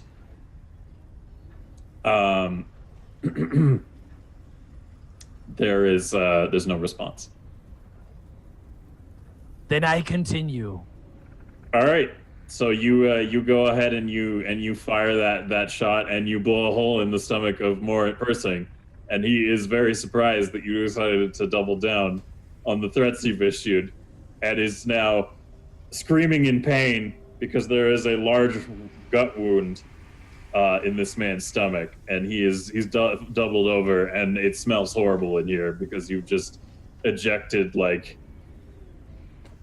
smelly fat guy outwardly along with his organs and stuff into a room that already smelled like smelly people and feces. So it smells really unpleasant in here, and he's probably going to die quite soon from that wound. So is there anything else you want to do here? I just walk out. You're gonna walk out of the room? Yes, if they won't give information, I walk out and I lock the door. And I say, that's what happens. Ice cold. Eric, is there anything you have to do in response to this here, maybe? I pat Laszlo on the back. Good job, guy. So you guys leave and lock the I door? don't give a fuck. I don't know those people. Yes, they were very unhelpful. They're Not horrified. my place to judge. He knows them. I don't know him. As you're about to do this, you kind of hear from back inside one of the random deckhands. He's like, I'll tell you what you want to do. Ooh. Who is that who is speaking to me now? The guy, are you asking that, or are you looking in at them right now? Yes, I'm looking back at them and asking them, who is speaking up now? Have you closed the door, or is the door open and you're like... No, I've shut the door. They can still hear me through it.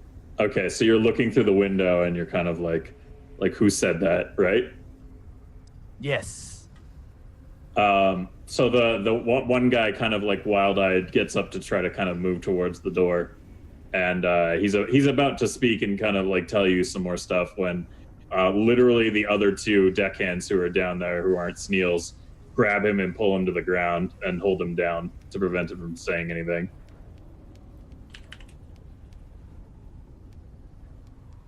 And they're just kind of looking at you with like steely determination in their eyes. Eric, are you willing to go in there with me and unhand this man so he can give us information? Yeah, no problem. Let's fucking do this. Just fucking do it. Sounds like it's time for some wrestling. So you're gonna go ahead. I know you've been waiting for me to say that, Dylan. I know you've been waiting. Maybe. Yes. I swing the door wildly open, smashing it against the side, and I run in there with Eric.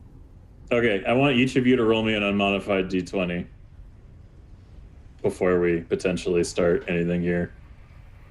Oh, man. That's so you guys, great. Yeah, no. Now I need to roll 20 more, one for each rock. No. So you push your way in and you kind of go to push them off of the guy. But before you can do so, you see that one of the deckhands who's held him down has taken a rusty piece of metal from the wall and cut the guy's throat with it. And he's lying there gurgling and bleeding to death. And they kind of like back up.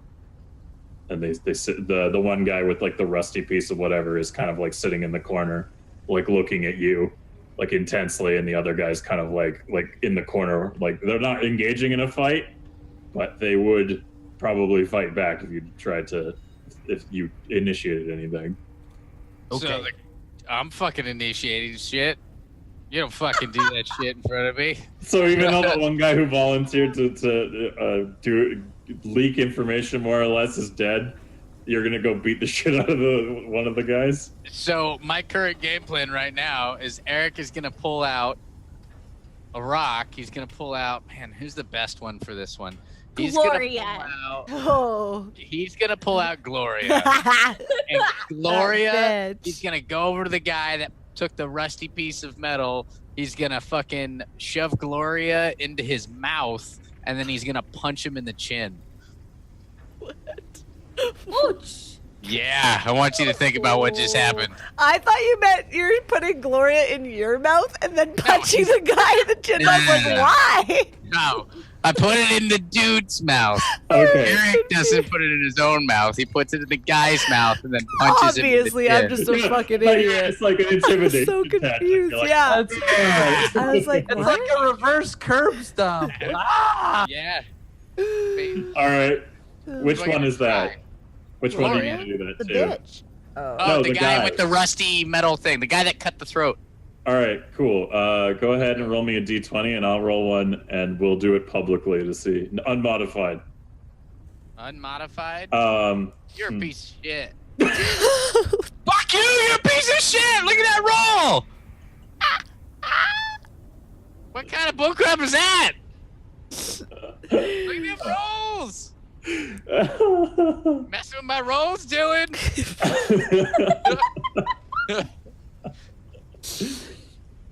Oh, God. All right. So, you very nearly managed to rockmouth this motherfucker, but at the last second, he dodges aside and kind of tries to shank you. But your bark armor, luckily, the rusty piece of metal gets stuck in the bark armor. So he's not going to do any damage, but your bark armor now has a rusty piece of metal stuck in it. Wait, It's am an I missing improvement. something? Did you not roll a 19? Isn't that really good? Oh, because you rolled You a rolled a 20. 20. rolled Gotcha. 20. Gotcha. I rolled a critical Damn. success. Okay. Got it. Got it. Laszlo, is there anything you want to do here? I assume the rock is still in his mouth. It's No, in he didn't its put it mouth. in the He mouth. He dodged didn't. it.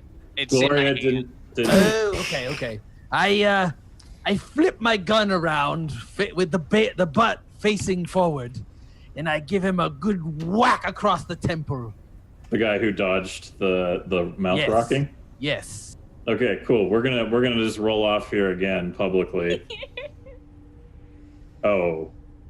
Yeah, that's what you What? get, you dirty whore.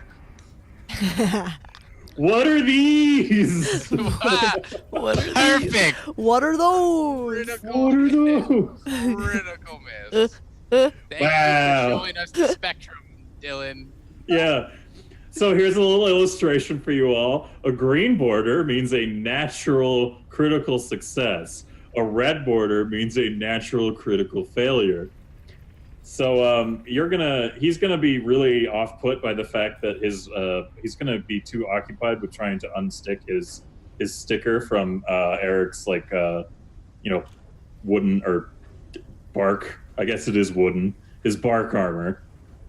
And he pulls it out just in time to get cold clocked right in the fucking face with a pistol, and is sent sprawling to the ground unconscious.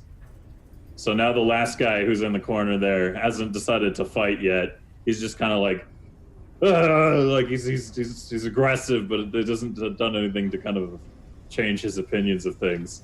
So now what are you guys gonna do? You've got 2 dead men in this room now, and 1 unconscious one. I There's tell. also- Wait, you, the guy that you hit the temple died? He's unconscious. Oh, I was about to say. Moritz bleeding out from a gut wound in the corner, crying to himself, and probably You said going to die there's 2 soon. dead guys and an unconscious one. Yeah, the guy that they cut the throat of, who was trying to tell you the information. Oh, yeah, he's still bleeding out and or dead. That's right. I forgot about Yeah. that guy. I don't care about He that got guy. his throat cut. He's dead. It moved on. He might be okay. You don't know. I didn't see you roll for that shit. Might have lived. I mean, you know,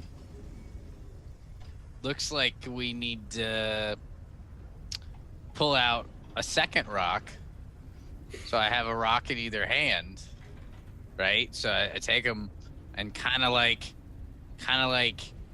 you know, clapping. I'm gonna smack his hand in between 2 rocks.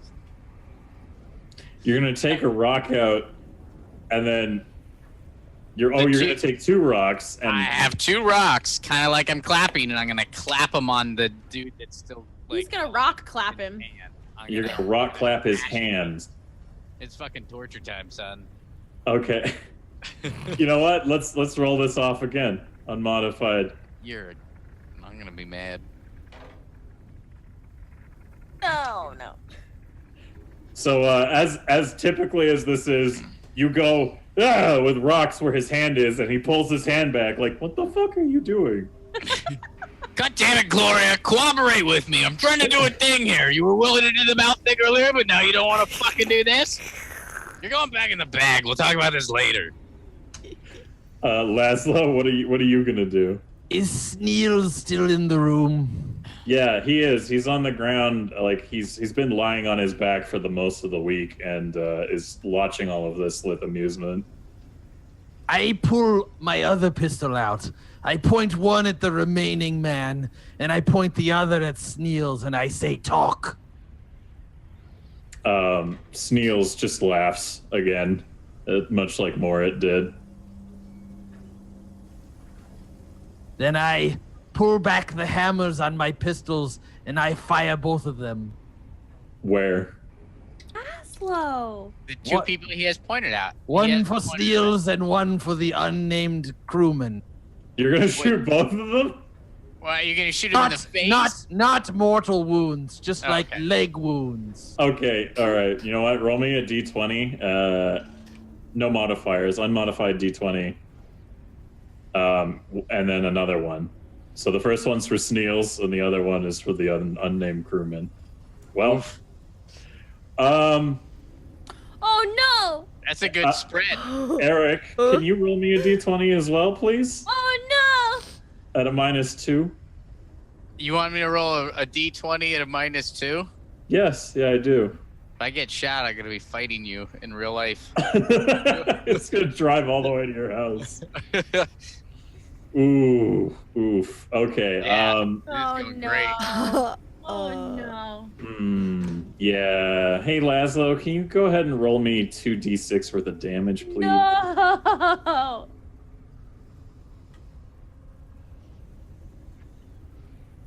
Laszlo, you're ruthless today. Savage. Oh, luckily it's only 4 points of damage. So you take a grazing shot on your shoulder from the fire. I apologize profusely. Yeah, you were pointing in 2 different directions. It's all right. I get it. I don't know if you consider this. Maybe invest in some rocks. Just saying. However, your shot into Sneels' injured, broken knee lands home, and you don't. Well, you know what? You rolled a 19. You separate his lower leg from his upper leg. Honestly, you've de-legged Sneels. Does he Luckily, have a fucking shotgun pistol? What the hell? He's loading it with it's like a blunt, like a musket Blunderbuss? pistol, basically, right? And he's loading it with like money. He's shotgun blasting coins. So it's a blunderbuss pistol. Yeah, basically, almost. Got it. Yeah. So you blow a hole into Sneels' leg, separating his lower leg from his upper leg on one of his healing legs. And now the good news is if Sneels lives through this, he can be a true pirate with a peg leg. However, his reaction to this is not one so positive. He pauses for a moment in shock from having lost a leg to a gunshot wound, and then immediately points his hands down at his leg, kind of like Jim Carrey in, Ace Ventura when he gets that spear in his knee, right? Yeah. And he goes, "Oh!" as loud as he fucking can for a solid minute before taking a breath and looking up at you and continuing to scream incoherently while pointing at his leg. Laszlo. Have I jogged your memory? He continues screaming incoherently. I feel like this is a wasted effort, and I will let them suffer in silence as I walk out and I shut the door and I lock it behind me. Can I walk out first, or am I in here now too? Yes. I usher you out. All right, that's fine. Usher you out. The whole time I'm just grumbling at Gloria. I mean, we just met these guys. You're gonna misbehave like that? Like, what are they gonna fucking think of me? I tried to do the cool rock clap move, and you just fuck it all up. Like, why you didn't? I tried to do the go in the mouth move. You didn't want to do that either. We've practiced this shit before. What's wrong with you? Next time I'm bringing out Amanda. Yeah, that's right. I'm bringing Amanda out. She'll do it better than you. I don't care that she's the youngest. I look at Eric and I apologize for my my unkempt behavior, that my anger spilled forward, and I apologize for the grisly scene I created. I'm perfectly calm. I didn't that's not a big deal. I don't care, man. You're good. I don't even know those guys. I just assumed whatever you're doing was right. This is your show. This is your show. All right. A question, wherever we are on the boat, were we able to hear? Yeah, No. like any of that ruckus? Like No, nothing? you guys are like on the top of the boat. On the other end, it's windy. There's like the sound of the ship, and they're like But deep it's in a the bowels. Of it. gunshot. They're deep in the bowels. They are of in the ship. belly of it. Yeah. Yeah. Up top, Okay. open air. Yeah. Before Laszlo fired, he went to cover the to mask the sound of gunshots, so nobody. So we just heard a faint You're like, what was that? weird. Like anyway. and then the sound of a bunch of change being dropped, basically. Like, oh, I guess someone dropped their wallet. Their sack full of coins. Yeah. Oh no, that gold sack. Dropped their sack. Dropped their sack. Someone dropped their sack. Man. Also, it's now time to go back to Kip and Keefe now that Laszlo has fucking Nazi Germany'd his way in and out of the holding cell. Yeah, Laszlo, you got a little ruthless, bud. It's now getting quite late as this kind of all goes on. So the sun is kind of going down. You guys don't really see a lot. And it's kind of hard to make out this symbol on the side of the ship. So, but you're in a position where you could see it if you had some light on it. But right now it's so dark that you can't really make it out. Keefe. I'm gonna try and generate a ball of light to float above us. Well, that's good. You can do that. And you want to send it out to look at the thing, right? Yeah. Cool. Well, you've summoned this light a lot before, so I'm going to give you a d20 with a +6. Woo! Please don't be a 1. You. Hello? Oh my god! I say, please don't be a 1. All I right. roll a 2. Holy shit. You hold. You're right. Was it a 1? You hold your hand out, and as you do it, you can basically you summon the ball of light, and it's there. It's hovering above you, and it's there. But like the whole time, it's basically like strobing.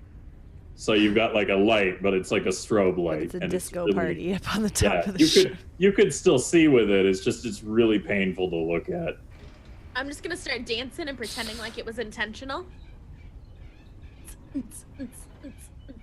Guys, this is great, isn't it? Perfect. Yeah, so you're gonna send that light over to the symbol so Devotion can get a better look at it? Yep. I'm so helpful. All right, perfect. So you send your little strobe dance light over to the symbol, and she kind of looks over the side of it, and she can sort of make it out. She's having a real hard time kind of getting a really good view of it. Like she's actually just kind of leaning a bit, and as she shakes her head a bit, and she just kind of gives you like a one moment thing, and then she leaps over the side of the ship and lands her feet kind of like sideways on the ship. So she's kind of like holding onto the railing, and then she straightens up and then just immediately starts walking as if it was like a flat surface along the hull of the ship. I whisper over to Kip. Kip, she's so cool. Yeah, at just as she was leaping, I like instinctively run to the railing or whatever, and I was about to grab her, but I noticed that she was still on there and she was fine. But I had like a moment where I was like, no.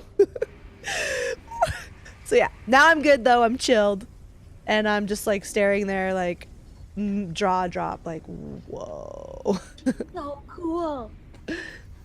So the strobing light is now hovering over this strange symbol, and she takes a moment to kind of like look over it, and she sort of bends. And now keep in mind, like gravity is still applying to her clothing and stuff, right? So it's weird to see her hair and all her clothes in the direction where gravity is intending, but she's like moving and walking as if the plane doesn't apply to her in that sense. But she kind of crouches, but sideways, and investigates this symbol a bit and kind of moves her hand over it. And then she very abruptly stands up and kind of quickly moves her way back onto the deck. And she kind of starts walking back towards you guys. And as she's about to sort of address the issue here, it's now the sun has pretty much gone down completely. Like it's very dark. You don't see the sun anymore. And as she's walking back towards you guys, she's now on the deck also, so you don't have to worry about this. But as she's walking towards you guys, you can hear what sounds to be like a bit of a chunky kind of turning noise as as the boat starts to list very sharply to the left. And basically, as you're kind of sitting there, the part that I wrote is not what I'm looking at, so give me a second. There we go. You begin to feel the ship starting to turn hard to the left. Eventually, it comes to a stop after pointing itself back in the direction of Unity. And you all, everyone where you are on the ship, you kind of like had a bit of like a oh fuck moment as it was moving really close, like hard turning. And now you're all just kind of standing there wondering what the fuck just happened. And with that, we take our first break. So the ship has turned about and is returning to Unity, and you're wondering what the hell's going on. Do you guys maybe want to head to the bridge? Wait, are We can do that. Yeah, you're just still on Laszlo and you. Oh, Each okay. of you in turn. Kit, what do you want to do in this situation? Right, because we just shifted and was all crazy for a second, right? Yeah, the boat did a hard turn left and started heading back the way you guys came. Oh. Yeah. I wanna. What do you think, Kifi? What do you think we should do? What was that? I think we should go to the bridge. Okay. Well, okay, wait. Where's Is Devotion still hanging? Okay, she's still hanging. Devotion is with you guys. Okay, she's not like hanging off the side of the ship anymore. She's come back No. up. Okay. Okay. Why did you laugh, Dylan? The way 'Cause you I was like, delivered okay. the line, just like. I think we should go to the bridge. And then I'm just like, okay. All right, so that's your little group agreed. You're gonna head to the bridge. I'm like crying. Meanwhile, in the hold, Laszlo and Eric, you guys feel the turning of the boat as well. What are you gonna do? Who the hell's driving this thing? What's going on? No, but seriously, who the fuck's driving this thing? I don't think I know that. I don't think anybody is at the moment. It's just driving self-driven, isn't it, Is right someone now? driving this thing? How does You- this you- work? You guys spent the Hi, help me out here. You guys spent like the last 2 weeks recruiting crew and like adding people to your roster. So there's like a full crew of like nameless, like Plebs. yeah. If I named everyone on this boat, we would be here for days. Is So it magnets? How do magnets work? Is that? Alamagnans? Yeah, that's who's running our ship. Laszlo, what's your take on this?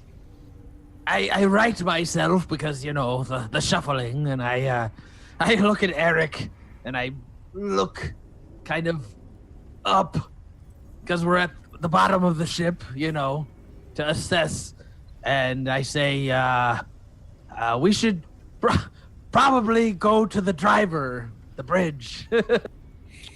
Yeah, let's go check out who's navigating.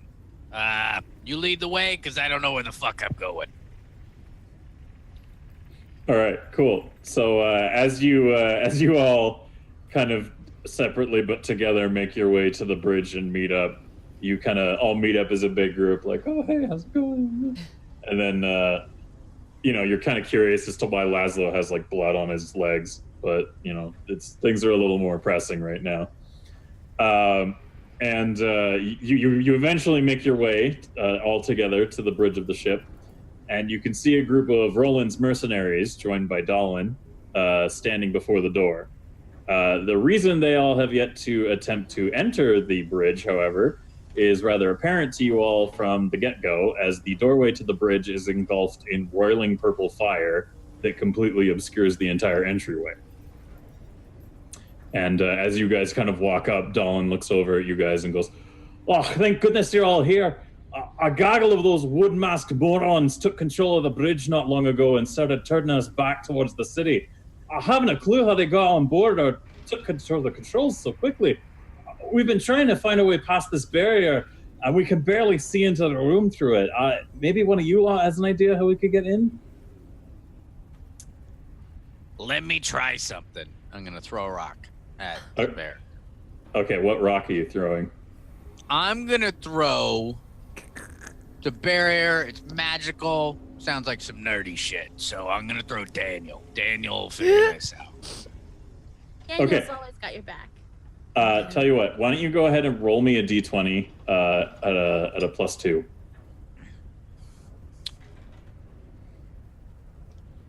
Oh.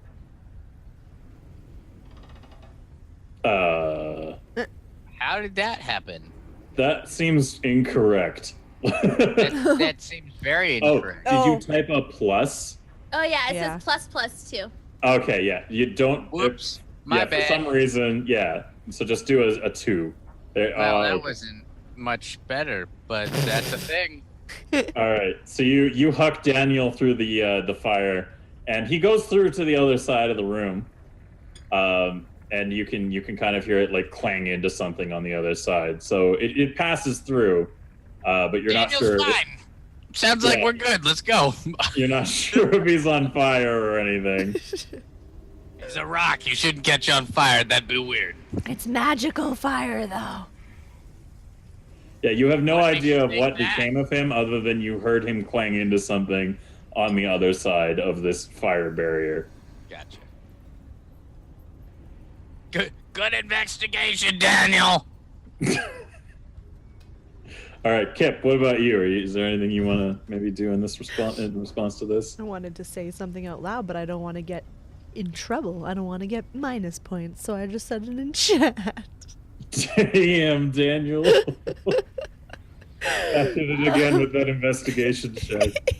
I'm gonna look at Keefe and I'm just gonna be like, well, hun, this is your area of expertise. Do you think you can detect magic or try to get this open?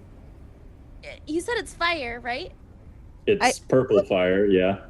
I'm gonna try and douse it in some water. From your water skin? No, I'm Some gonna magical try and water. use my water skin and redirect it into just like I don't know, the opposite of a flamethrower, a big. Okay, you're a water thrower. Got it. Oh, also, like a fire hydrant hose. can this technically be my turn? Because I'm not like trying to do anything. I'm just telling Keefe, so that Keefe can go again when it's her turn. Or no? It's not. There's no turns. Well, I guess we're right not now. like You're doing not turns. rolling Yeah, for yeah. initiative against Right. a wall of fire. Okay. We didn't know. Maybe qualified. Where's Dylan. that sass coming from? Did you steal some from me today? I have plenty to There's give, so much by the walking way. around, yes. JK. Why not help myself?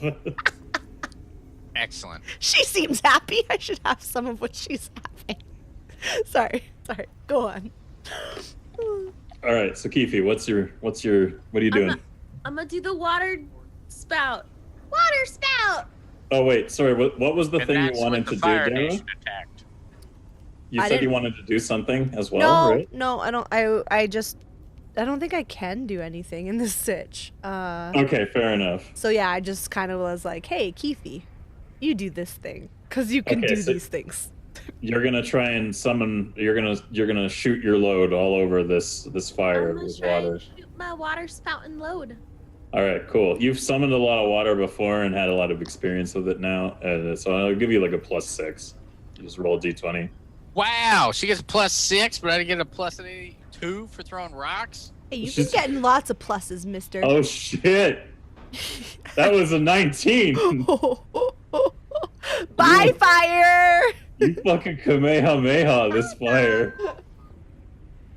Kamehameha! So you you know what? I'm gonna roll a So dice. cute. I'm gonna roll a die as well, and I'll make it public to see. Yeah, okay. So you shoot this this spout of like fire or of water at this like fire, and as you're shooting it at it, it hits it, and the fire seems to freak out and kind of get larger almost, like it kind of pushes out into the hallway a bit in like fury, and opens a bit as the torrent like goes through into the other side of the room. And you can hear the sound of what sounds like somebody on the other side of the room getting like pushed like down by your fire hose torrent, like what the fuck, like, and getting like barreled over by water as you're kind of like continuing the stream into the room. However, this is an infinite supply of water you have here, so you're now like just there's a gap you can see where the fire has opened to stop getting hit by the water, and it's going through right now. What are you gonna do? You basically got a fire hose from a fire truck going now. I'm just Nice. gonna hold it there till we figure out what to do. So you're just gonna keep it pointed going into the control room, full of potentially sensitive equipment Oh. that steers the ship. I just want to know. I mean, I rolled a 19. Cool. So the hose keeps going. Laszlo, what are you gonna do as Keefe kind of tries to hose down this fire? I'm feeling very randy today, so I'm gonna tell her to hold it open, and I'm gonna jump in the hole so I can get past the fire barrier. You're gonna try and kind of like ducking leap into the through the fire into the room. Yes, into the hole the water is creating.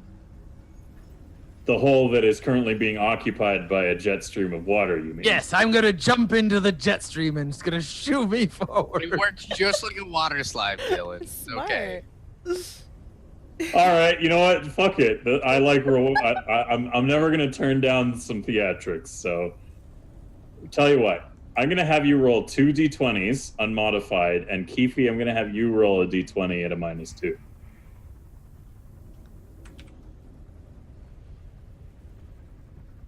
Nice, nice. I'm gonna appeal to the pantheon of patrons for my role. All right, Derek, can you bring up the PP, please? I shall bring up the PP. Also, I need to pick like a song to play when we do this. Is that for $50 and above or 20?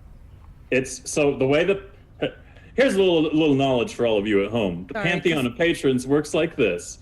If you are a $20 supporter, you are a demigod and are placed on the Pantheon until the $50 and $100 supporters fill out.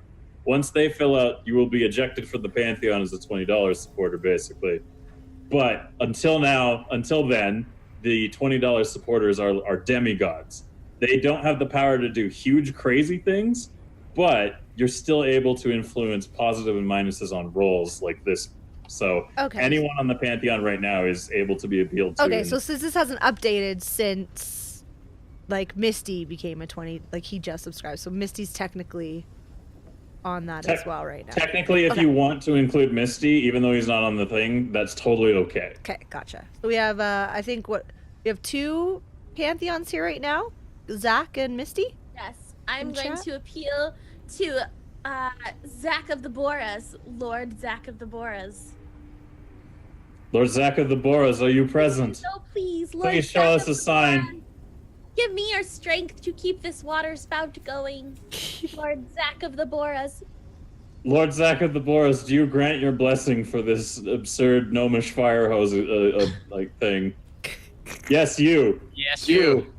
Water spout, Zach of the Boras, Lord, Savior Zach of the Boras. We are appealing to your PP. We need your PP blessing. Need your PP. I need your PP. He gives it. Lord Zach He's giving you the blessing. Woo! I got Lord Zach Boras PP. Yes. I mean, lesson of the PP. That doesn't sound better any way that I say it. Your PP blessing is applied to your hose of liquid. You guys are a wild party. I didn't realize all this was going on. You have no idea. All right. Just you wait. So, you now have gone from a -2 to a +4. Woo! So go ahead and roll me a d20 at a +4. Hey! I needed that really bad. Well done. So, congratulations. Your insane move has pulled off here.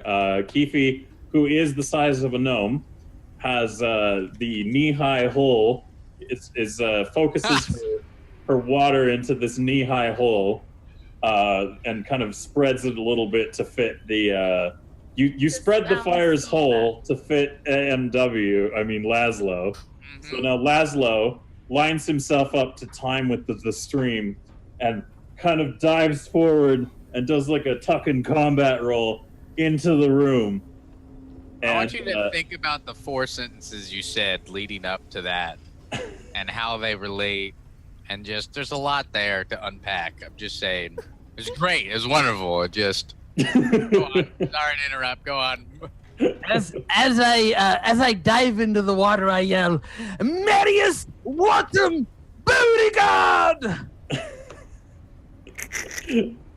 And you go through and you get launched into the room, but unfortunately the pressure of the water kind of carries you a bit further than you're looking to go. So I need you to make one more unmodified d20 for me to see how this kind of turns out.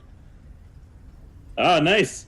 You figured that out. You were like, I'm probably going to get sent a lot farther than I'm initially engaging with. So you managed to land and steady yourself and kind of stop yourself from sliding across the floor and grab onto a console as you kind of get flung in through this fire hose-sized fucking hole in the fire, which is still spewing through. So you kind of move yourself out of the way.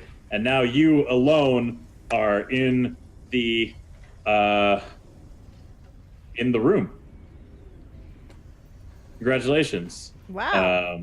I yell back to Keefe, stop the water! Well, before you can do that, unfortunately. Oh no.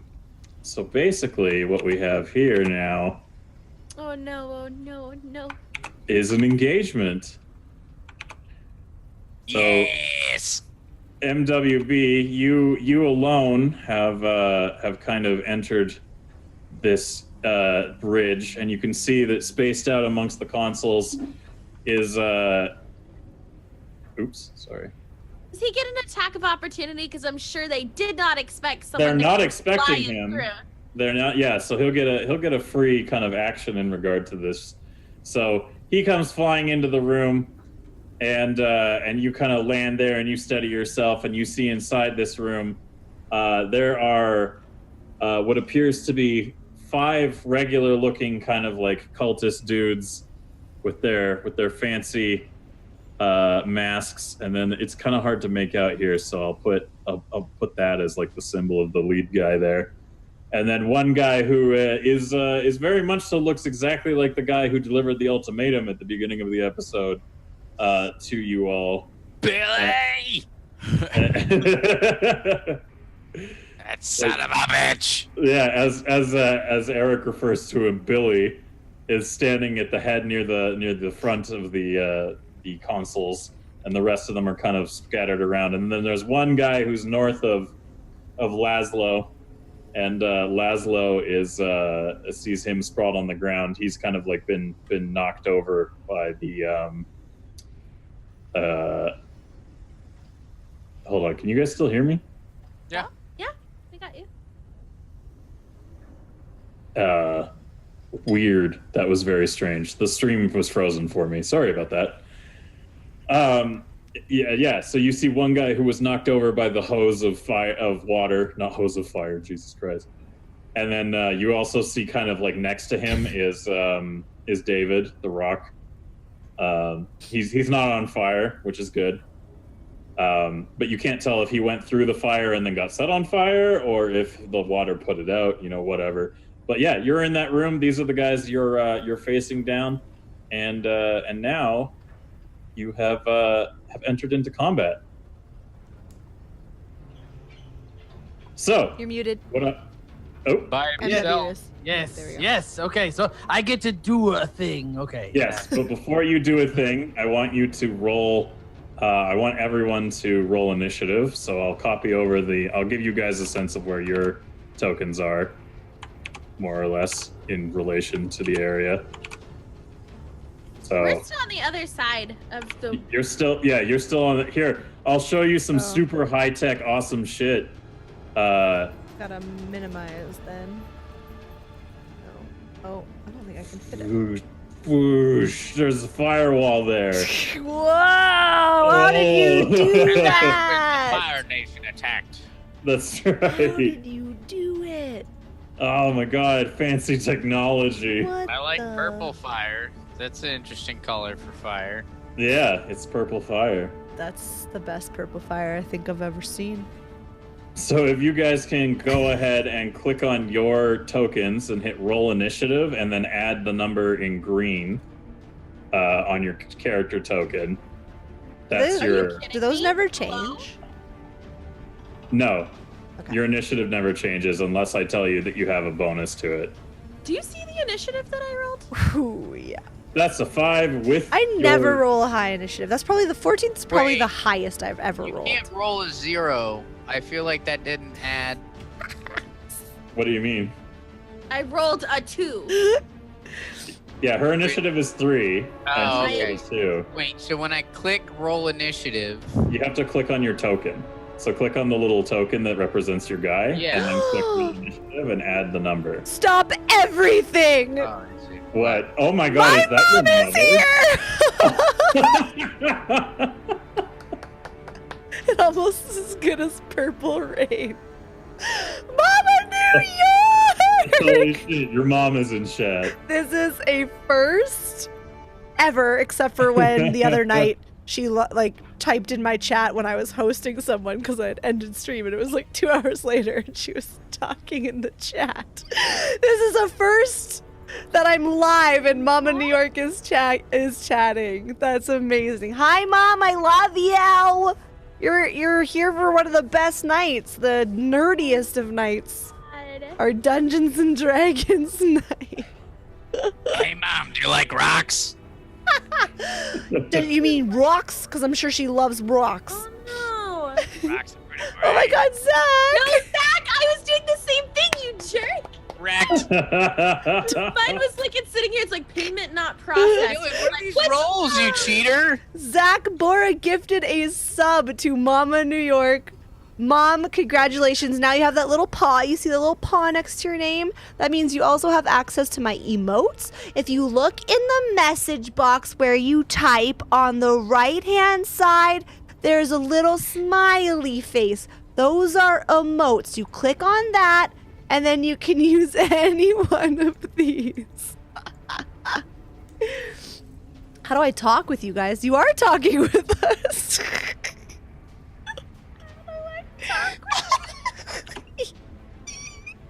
Oh, I should give my mom a VIP. I don't even know how to do that. I don't even remember how to do that. All right. I'll give. Anyway, sorry. Go on. Can we resume? Yes, we can. Sorry, that was very It's really exciting. funny. This is a big moment in the history of the Minkle community. We're talking about Dylan's cheating ass rolls. So essentially, we just need Kip to roll as well as Again? It didn't. You need to click on your token and then Yeah. hit roll initiative, and then put it in 6 and hit roll. That's what I thought I did. This Are is you- exactly what I did last time. I rolled a 14. Dara rolls for initiative 14. Is that not What? right? What the Kip, fuck? Dara rolls her initiative 14. It's right under Yeah. Saji. I rolled it like earlier on. I What think the I was fuck? like the, You're like yeah, right. not. But you're it's not. in the. How about I roll it Currently. again, and if it's higher than 14, we use that one. Well, you're in the roll, but it's not putting you in Oh, the so I roll. actually do have to. Okay, so I actually have to Yeah. do it again. So All right. click I'm on the the- token, hit roll initiative. Oh, Uh, yeah, I'll take oh that. wow. I'll take that. Yeah, sure, that works. Is And That's then it puts you totally- in the turn order. Good job. All right, let me sort numerically descending. So Laszlo is going to get his free action here, and then we will go on to the order of operations. So Laszlo, go ahead and do what you want to do here. I don't want to waste my gold, so I'm going to go.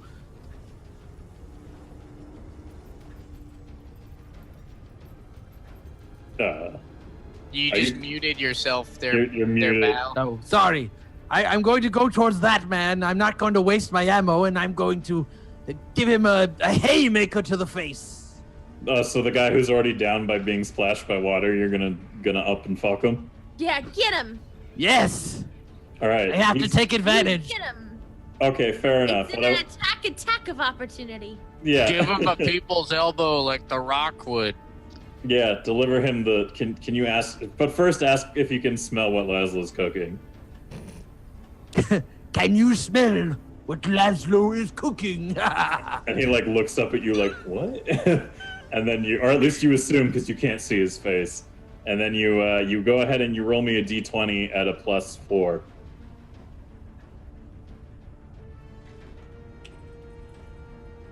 Nice. I'm gonna roll a defense. And it's gonna be hidden. And it's gonna be shit. So you're gonna go ahead and you're gonna deliver the elbow drop to this guy's head. So what I want you to do is I want you to roll me 2d6 in damage. Sorry, that how many? How many? 2d6.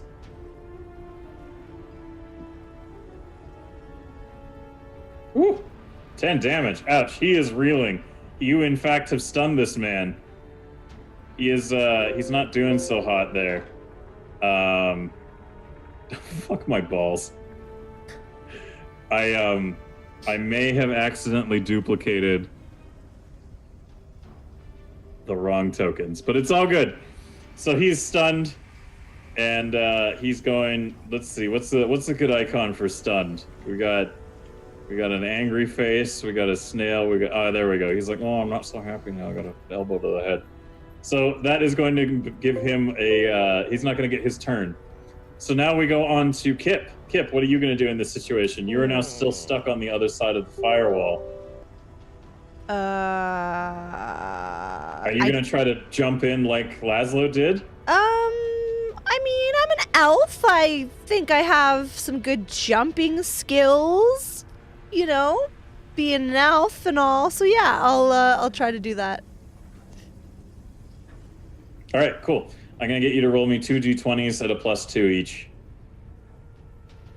Are we assuming that I'm just holding water spout? Yes, you've managed to control this, and you're holding the hole open in the fire. Stay open! Roll d20 +2 on it? Yep, and you do that 2 times. Okay. Oh my god.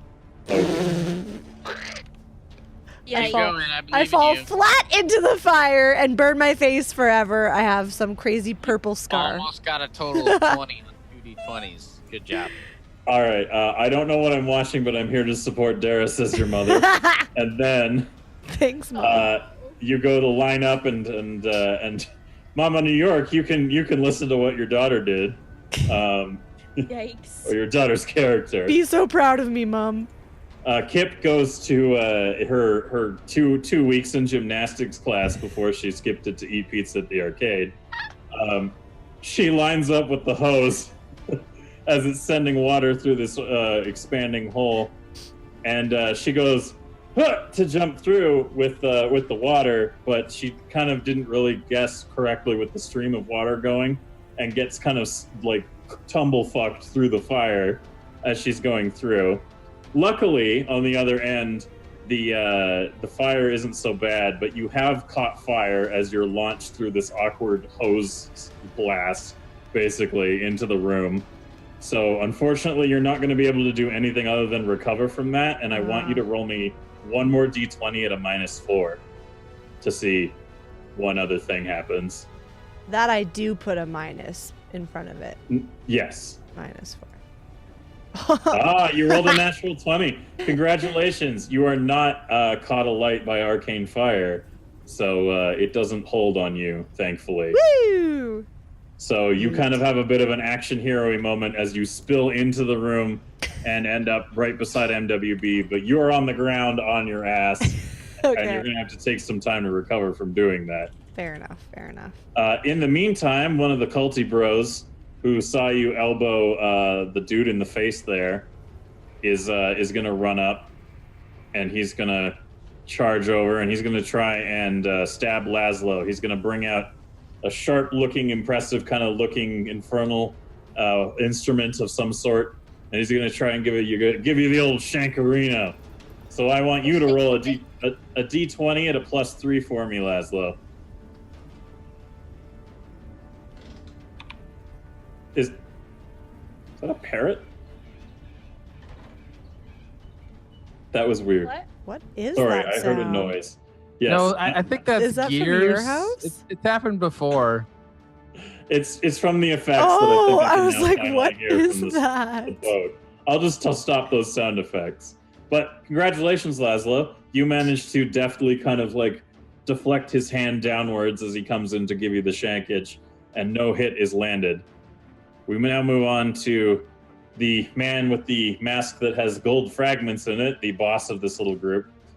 And he's going to turn from the front and be like, what the hell? Some guy just barrel rolled through my fucking fire barrier. And he's going to kind of look over at you guys, and he's going to start kind of spending a little bit of time forming a ball in his hands of the same kind of purple fire that you see at the doorway. But it's going to take him a little while with that process. So on his next turn, that's going to come full circle on you. Meanwhile, it is on to the guy on the ground's turn. Unfortunately, he's had the sense knocked out of him, so he's not going to be able to recover until next turn. So that leaves us with Eric Bush. What are you going to do on your turn here? Eric is going to ready a rock in either hand, and he's going to do a perfect dive through the water tunnel. Obviously, everyone knows that's what's going to happen. All right, slip and slide wacky fun times here at fucking Six Flags. So you're going to go ahead. Ready to fucking fling this shit. He's battle ready. Are you going to like appeal to anybody maybe, or use any points or anything to What do you on mean this? use points? Behavior points. I don't know if I have behavior points. Do I have behavior points? You do. If you click on yourself in the journals. Oh. Or if you click on your token, the blue number is the behavior points. And how many points do I have to use for various things? You have 1 point behavior point on every rock, and you have 2 points on your guy. So specific, if you want to use the behavior points, basically, I'll let you use 2 points entirely to give yourself a plus, or you can use 1 point to re-roll any dice rolls. Got it. All right. So I'm gonna. Can I go for the dive, and if I roll poorly, use a point to do a re-roll then? Yes. All right. That's what we're gonna do first. That's the goal right here. What's my plus and/or minus for trying to dive through this? You're gonna give me a D20 at a -2, and then a D20 at a +2. Cool. All right. Oh. That's at my -2. Okay. Ooh. So do you want to re-roll? I feel anything? like I need to re-roll one of those. I'm gonna re-roll the 7 because that's my +2. Yes. So you can re-roll it again at a +2 again. Boom. Yeah. Excellent. And then you will go down a behavior point because you used it to re-roll. However, fuck Tara, your mom. Oh my god. Mistakes were made. You created this. I did this. did Don't worry, this. I'm working on something as we do this. Trust me. All right, congratulations. You narrowly managed to use the jet stream of water to enter the fire barrier, and you enter the room, and you come gliding in, and you kind of settle, and you land okay. So you don't have to spend any recovery, but that's pretty much your whole turn is getting into the room. Even though I readied my rocks. Yes. Even okay. If you want a negative modifier on casting rock when you enter the room, then I'll let you do it. Deal. Okay, what are you gonna do with these readied rocks as you leap in? I see fucking Billy sitting in the corner. Okay. Billy, I told you had it coming, and I'm gonna throw. This is important. I gotta figure out who I throw here. This is very important. I'm gonna throw Cromgar because he needs to come out of his shell in a little bit. He's too shy. And I'm gonna pair him with Alexandra because she's the bravest. She kind of helps boost him up a little bit. You know. You gave him a buddy. It's so cute. All right. No. And how are you delivering these rocks? Dude, this is like sleight of hand, like pitcher's throw, underhand throw. Like we're talking like normal throw, softball throw, just like top and bottom, just nailing him, flinging him at this guy's fucking face. At the same time or one after the other? One after the other. Okay. Alexandra first because she's braver. She's leading the way. All right, cool. I'm gonna roll me a d20 at a -4. At a -4. Yes. I'm rolling 1 at a -4. This is for the first throw. That is I think 0. That can't be right. no, that was If right. it's at a You can do -4, that. that means Yeah. I rolled a 4. Right. Yeah. Yikes. Yeah, you rolled a 4 and it up and fucked you. And then the second throw, do you want to do any behavior point expenditures as well? To redo that Oh, I one roll? forgot each rock. Each rock has a behavior point, I'm and gonna you use have the one 0, left. which the first rock was Alexandra, so I'm gonna re-roll on her, but it's Okay. still a -4, correct? Yeah. All right, so that's a Ooh. 7. But I feel like the 15 should stand. I feel like Okay. Kromgar, I feel like that's a solid roll. That's got to do something for me. Okay, so Alexandra goes sailing past Billy's face, and we're gonna Distraction! go ahead. Yeah, distraction rock, and he's gonna be like, "Whoa, what distraction rock?" And then in his defense, he's gonna roll a 14. So 1 point this bitch. And what did you post, Dara? Don't worry about it. What is this?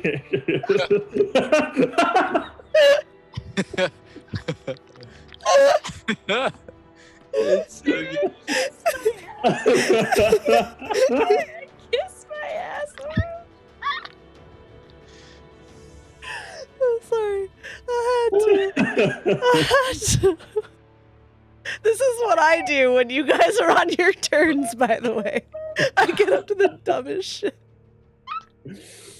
All right, cool. So distraction rock goes past Billy's Monka face. ass looks so good. Monka. Yeah, right. Right. This delivers the other rock. Ugh. Kromgar? Was it? Kromgar. Kromgar lands home in Billy's chest as he's trying to summon the fireball thing, whatever he's Sorry. holding there. So go ahead and roll me 2d6 plus 2 in damage. That's what's called a personal morale booster. I did that so that Kromgar could learn and be more confident. What am I rolling in damage? You're clicking the roll damage button. You're rolling Yeah. 2d6 and you're adding a +2 modifier. I'm assuming that it. Okay, number of dice 2 plus what? 2.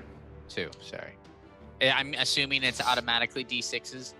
Yes. Okay, Wait, what? that doesn't make sense. Okay. Let me try So- that again. Yeah, click Number roll of dice, damage. 2. It's because I 2. put the stupid plus in again. My bad. Oh, okay. Yeah, there you go. You clunk his ass for 9 damage, and he's like, "Oh God, what the fuck?"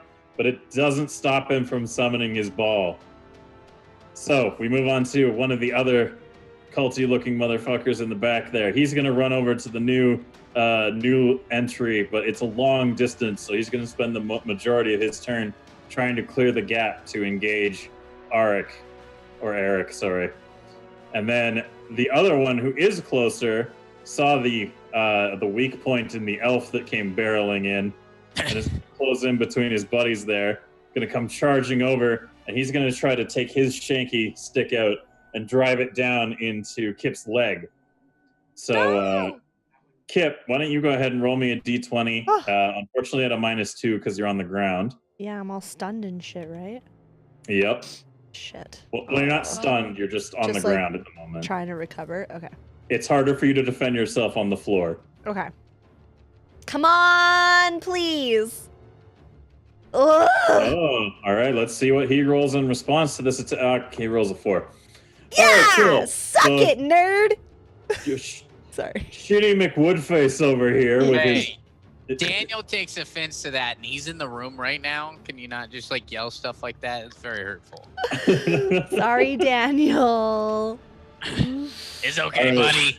By the way, I'll find you wherever you are in a minute. I promise. Remember, he's who I threw this I think my favorite part about your combat style is you literally spend like 5 minutes picking up your fucking rocks afterwards. Yeah, it's Gonna leave your family behind? That's weird. All right, Laszlo, it is your turn in the order now for realsies. What are you gonna do? You've knocked that guy. He's recovering. He'll be up again on his turn. You got a guy in front of you trying to shank you. What are you gonna do? Okay, I feel like I am at the ready. I saw this guy come up, so I'm going to load both my pistols with 20 gold each, and I'm going to focus really hard, and I'm going to point them right at his stupid face. And The guy fire. in front of you who tried to shank you? Yes. Okay, fair enough. So you're gonna double blast gold blam this guy. By the way, please keep track of the gold that you're losing when you shoot these guns. Yes, I always do. Sorry, how much did you load in them? 20 each. Okay, cool. Yeah, I'm gonna give you one d20. We'll say to +3 in terms of like negative to positive modifiers for this, and he's very close. So give him a +3. Roll of a d20. Ooh. Well, you know what? Fair is fair. Let's roll for the guy who's in front of you to see if he can do. Oh, you rolled a 10. That sucks. So you waste $40 as he like goes, oh shit, and like moves back, and you kind of like pachinko machine the whole fucking room, but nobody takes any hits from the blast, unfortunately. Moving on to Dolan's turn. Dolan is likewise going to attempt the. He's like, well, if they could do it, I could do it, and he's Go, Dolan, go. He's kind of drunk, as he usually is. So we'll do this publicly because he's on your team. So we'll see. First, we'll roll, and he goes through. And does he stick the landing? Let's do it. He doesn't. So Dolan makes it through, but unfortunately he kind of has a bit of a comedic effect of barreling into Eric, who then bumps into Kip, and then bumps into Laszlo, who then kind of knocks into that guy.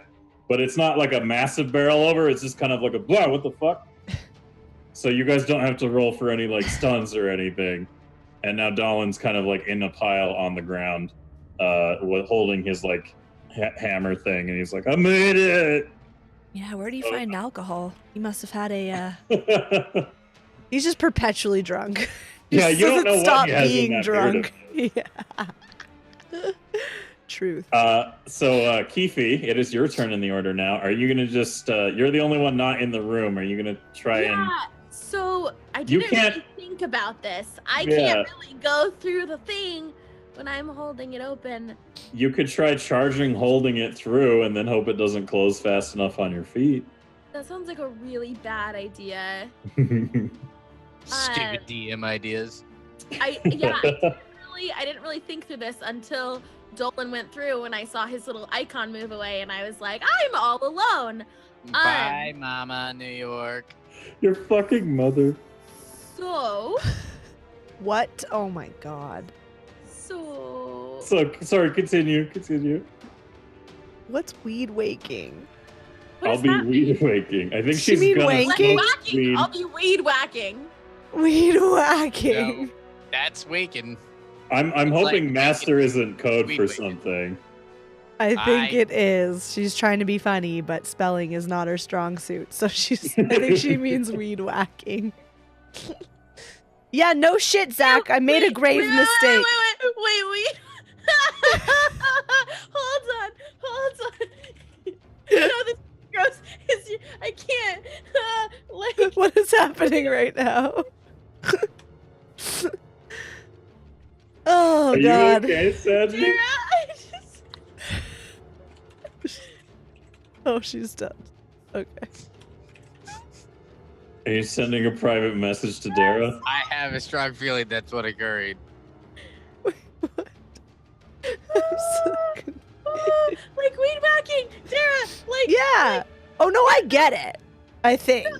Oh, no, you don't. I get it. Yep. Weed. I get it completely. I was Okay, avoiding it's weed waking. Schmuck. What are you saying? All right, we gotta. We're already over time here. We gotta. Okay. Keep going. Bye, Bye, Mom. Have fun weed waking. if she's Hey, type that later. What are you doing with your turn?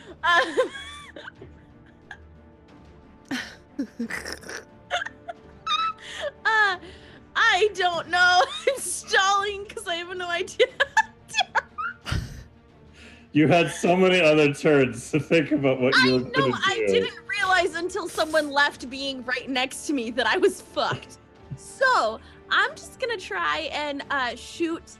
I'm gonna stand as close to it as I can, and I'm gonna try and time this. Oh, but that would be 2 turns, wouldn't it? I have an idea. You could What? try something. I was gonna try and like extinguish it and then jump through as quick as I could. Use your magic to teleport yourself across the fire. That sounds horrible. I have never teleported, Laszlo, ever. I feel fine. But, with letting but her you do have it. never gone through magic fire either. Hey, you remember how you made me rocks? Make a bunch of them in a pile. They'll permanently stay there, and it'll keep the fire away, right? That's how it works. These are some really interesting ideas. That seemed right to me.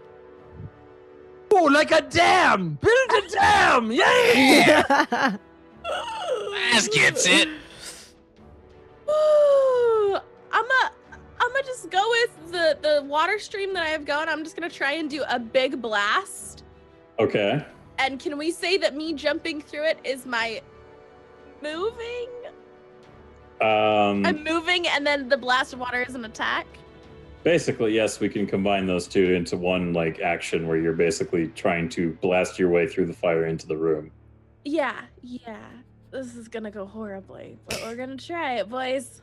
You know what? I'll just say that that's one roll. It's going to be at like unmodified because of the factors, but the fire is going to get a defense roll here. Okay. Wait. Do I have behavior points? You do. You also have the ability. Oh no, wait! You appealed to a god already. I already did. No god for you. No god for me. Okay, I'm gonna roll, and then I might use a behavior point. Do I have a disadvantage? Well, no, it's unmodified. Unmodified D20. You can re-roll it with a behavior point. Please. I assume you're going to want to use that behavior point. Yep, we're gonna re-roll that. All right, you can't re-roll a re-roll though, so just I'll minus that and go ahead. Unmodified D20. Much better. Oh, All right. So you plant your little gnomish feet firmly, and you kind of like you keep this hose going, and then you just close your eyes, and then you start swirling it really fast, and you just go and you walk through as it creates like a gnome-sized like portal for yourself. And because of the roll, I'm going to say that you didn't manage to catch any fire on you as you flailed your way through with water. As you come through on the other end, are you going to stop the water now that you're no longer in need of it? Yeah, I think we're good. Okay, cool. So with that in mind, the last guy in this full fight here, he's going to come charging over and try to get the down dwarf. So now everyone's in a really tightly clustered kind of like pylon here. Oh yes, sorry, I was just about to move you. But No, thank you. Now, Kip, it is your turn again. I think You're on the floor, so you gotta spend a little bit of effort getting up. So you can't do anything too extravagant, but you could, from the floor, attack the guy who tried to shank your leg. Okay. I am. I don't have any. Like I don't have a dagger or anything, right? I just have Pip. You have Pip, and you have your hands basically. You don't really have any other weapons or anything. And he's really close to me. Kick him in the shin. Yeah. Can I kick him in the balls? Yeah, you could kick him in the balls. Okay.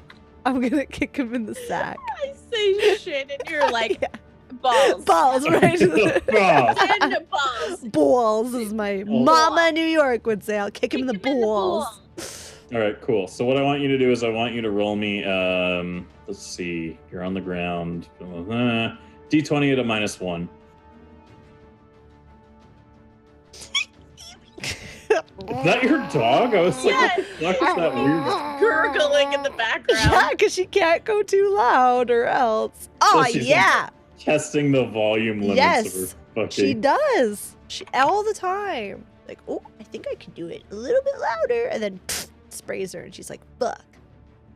Cool. So you have you rolled a 17. I did. Which normally is a pretty good roll. Shut up.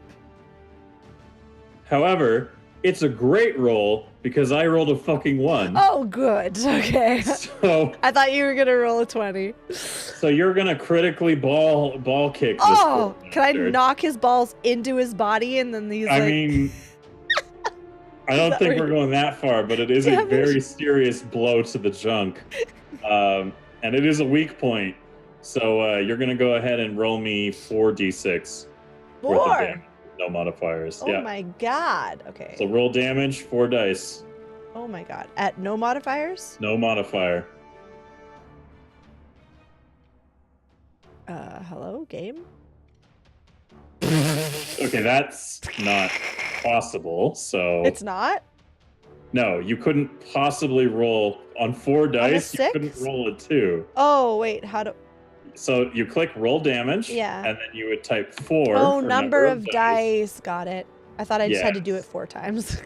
No. Okay. Her kick to the balls is 4d6 damage, Yeah. Why isn't this working? but a rock to the chest is 2d6.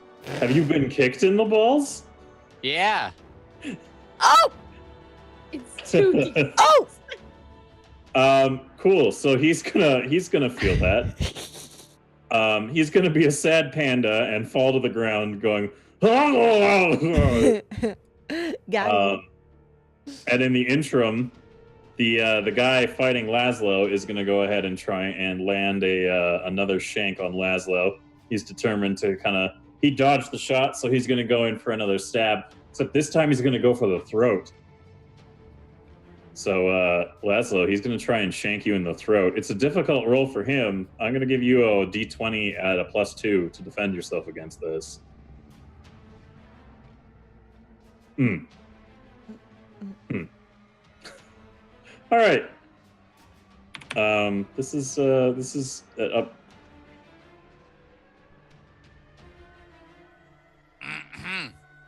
a 2. You rolled 2. You rolled a 2. Laszlo's a fucking ninja, and you didn't even know. Yeah, but he's kind of like, so this plays out with the derpiest fucking rolls. He kind of goes like, I'm gonna stab your neck, and then he kind of like slowly moves it to his neck, and then Laszlo's like, nope, and then he just kind of like leans in while looking at the guy, and and there you go. That was the least exciting fucking stab to the neck dodge that anyone has ever seen. Meanwhile, unfortunately, nobody seemed to have really taken a hint from the urgency of a man summoning a giant purple fireball that took an entire turn to cast. You mean that I threw a rock at? Yeah, you almost did. You were literally 2 points of damage away from the stun factor I was thinking for hit points that would keep him delayed in his summoning. Unfortunately, he's gonna throw a big old purple Kamehameha in your way, in the general vicinity of everybody in this room.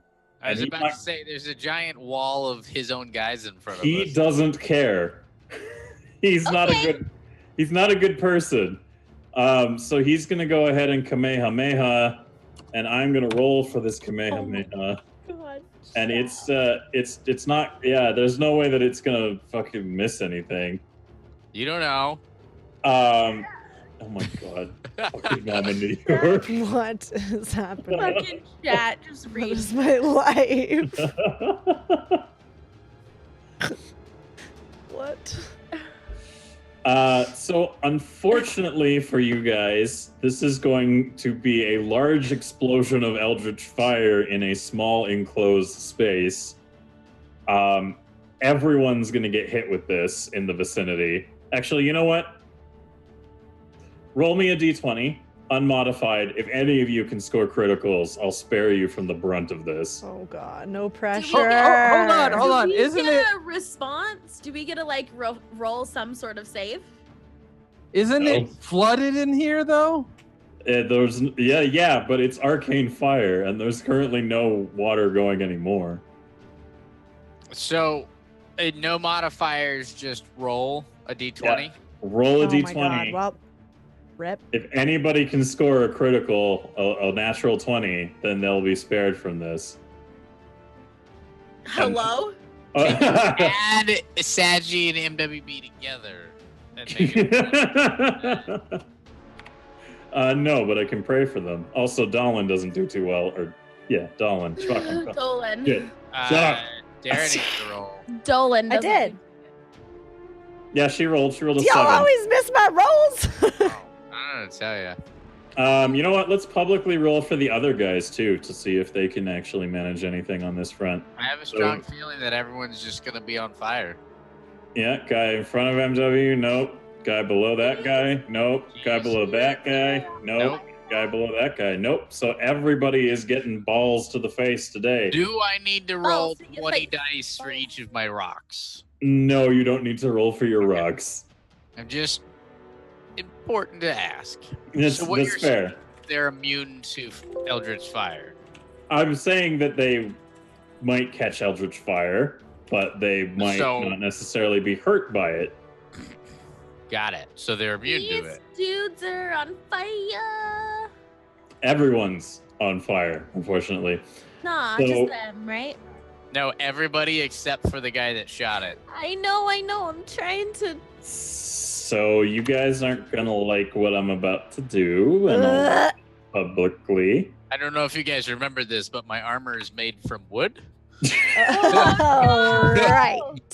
Nobody is wearing any kind of armor, really. I have got a wood cloak. armor. However, I just remembered something. Keefe has a ring of reflection. I do. You do. You have the ability to channel someone's magical attack back at them. Come on, and hit them Keefe. with it. You're supposed to remember this. I was coming through the hole in the wall. So, I held it open for all of you. what I want you to do is I want you to roll me an unmodified d20. Oh, All of God. us again? If you roll, No, now Keefe. here's the No. thing. Okay. You have a behavior point you can spend to reroll it. There are Pantheon members who you could still pray to, but this is your chance to reflect this doomsday fireball back at the man who We're gonna launched do it at this. I'm gonna try. And I can't appeal to the Pantheon because I already did today. you. Oh shit, that's right. Okay. So I can just use how many behavior points do I have? You have 2 left. So I will let you either use them for a modifier or I'll let you spend one of them for a reroll. Can I pray to a Pantheon member in her stead? Can you give me Sure. inspiration? Sure, I'll let you pray to a member of the Pantheon in hopes that you can help Keefe deflect this. Okay. Who's here? Well, Lord Zakbora was already exhausted as his ability to be used. So it's Misty, Misty. might be in lurk. This is the So only it- time I'll call out lurkers. Misty, are you here? That's right. If Misty's here, if Fiddle's home, I guess he's not, right? Yeah, but I don't know where he is. He like drowned in the bathtub, but Oh, that's can really see if he- Sarah, don't talk about that. Sorry. Oh, Oh. don't. I can quickly Uh, see. And we also have Kiri/Gkar. They can work together as the same god. Or we have Hobby, who I don't think is available tonight. Sarah in the background. Bed. I pray to Misty. All right. Was Misty there? Give out your prayer. See if Misty's there. Oh, great grand Misty, I pray to you that Keefe deflects the fire. All right, Fiddle is. Sorry if I interrupted and put my headset on. Fiddle is gonna talk and chat when he gets Twitch open, so you can call upon him. All right, I'll let somebody else potentially call on him because it looks like Laszlo's attempts to appeal to the deity Misty have gone unanswered. Oh. Yes, there is no response, unfortunately. Ooh. However, can I hold my bag of rocks up in front of me? You said that they don't take damage from the fire, but sure, they I'll let you. fire. I'll let you use your family as a human shield. Why not? They're not humans, they're rocks. Why do you guys not understand this? What is so hard about this? Every single one of you asks the most ridiculous question. Kip, All pray, right, well, pray to the Yeah, god. in that case, I guess it's left to Kip to pray to the Lord Fiddle to bless the Keefe's deflection attempt. Okay, Lord Fiddlestick Spot, our great patron, PP, the biggest PP, the bestest PP. Will you please bless Keefe's ring of reflection? Yes. Please, please, Fidbot, do this for us. Yay or nay? Or I won't Shoot. touch your PP later. Can you say that on Twitch? Who cares? Who cares? Cool, you're Easy Bad tier name. free sub. It's okay. Easy tier free sub. She obviously meant the Pantheon. Yeah, Like, I won't touch his pedestal. Pantheon I mean, he pedestal didn't later. respond, so it sounds like we got another friggin' Just- lazy god. If you provide your blessing, Fiddlestick's bot, please type yes. He says or no. yay, because I said yay or nay, so that's a yes. Okay, he does. He Woo, provides thank his you, blessing Fiddle. to attempt to Now you reflect. gotta stay true to your word, Darren. Yeah. right. That's right. You gotta shine. You gotta shine that pedestal real good. Yay, PB touching. Sure hope Mama New York's still here. Can I clip that? Like just that Clip voice it. line and make it a sound effect? just FWB going, yeah, pee-pee touching. All right. So, you're gonna roll a d20, and you're gonna have, because you have been blessed by the most powerful of our current pantheon of patrons, you will receive a +8 to this reflection.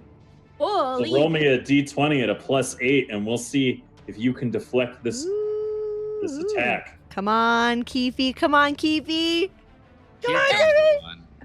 Ooh, Jesus. That's with Now- a Can +8. Can I re-roll it with the inspiration point? you can use you can use your behavior point and re-roll it if you wish, Ooh. but you can only re-roll it once. Do it. Will I do have it. a +8 as well? Can I have a +8 again? Yes, it's the same modified roll. It's just you roll it again. Should I redo it, guys? Yes. Yes. Yes. Okay. Yeah! Oh, Woo! Nice. congratulations! Now, the original casting roll that this man casted to shoot this fireball was actually a 14. So it's a good thing you did re-roll. But unfortunately for him, this arcane relic that he had no idea you possessed has reflected this ball of purple flame back to him. Suck on And these nuts.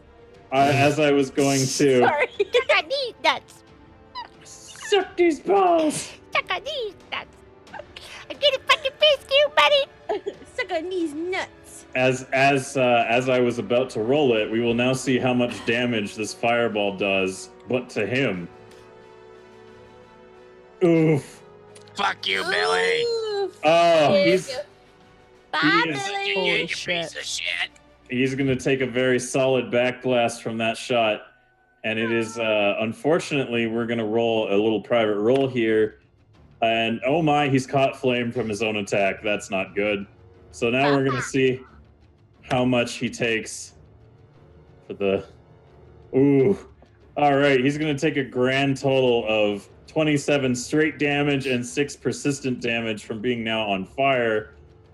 And that's going to put him down on the ground, writhing in pain as he's like, oh God, I'm on fire, blah, blah, blah, blah. That's what happens when you don't pay bar tabs. Unfortunately for him, the sight of this this weakness in front of his followers, who he was just previously happy to sacrifice, they're not going to feel so committed anymore. So the one closest to Laszlo is going to stick his hand out towards the wall and open up a swirling vortex of purple energy. And he's going to quickly... The one that's knocked out on the ground? No, the one over here who's moving around. Like, but it's not his turn. It's not his turn, but they're going to respond because it's the... okay, fine. I see why you've made a mention of that. It's your turn after the guy on the ground. Yeah, the guy on the ground is going to get up and be like, oh my god, and then it's now Eric's turn before somebody who has an order can open a fucking portal. Everyone knows there's only one thing to do when you're surrounded by enemies. You give them the lazy eye. If anyone doesn't know what I'm talking about, I'm going to link it in stream chat for all of our viewers. What's the lazy eye? Have you never watched Fievel Goes West? Oh, I mean, it's been a long time. I have to click on this now. And I will roll if need be to make sure this effects are successful. All right, that's fair. Obviously, Eric can pull this off. Obviously. So go ahead and roll me a +4 on your D20 to give him the old lazy eye.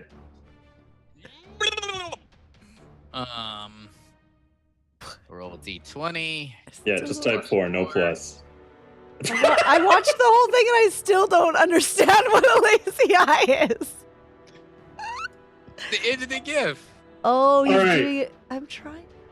You oh, I see. Okay. You critically fail giving the lazy eye.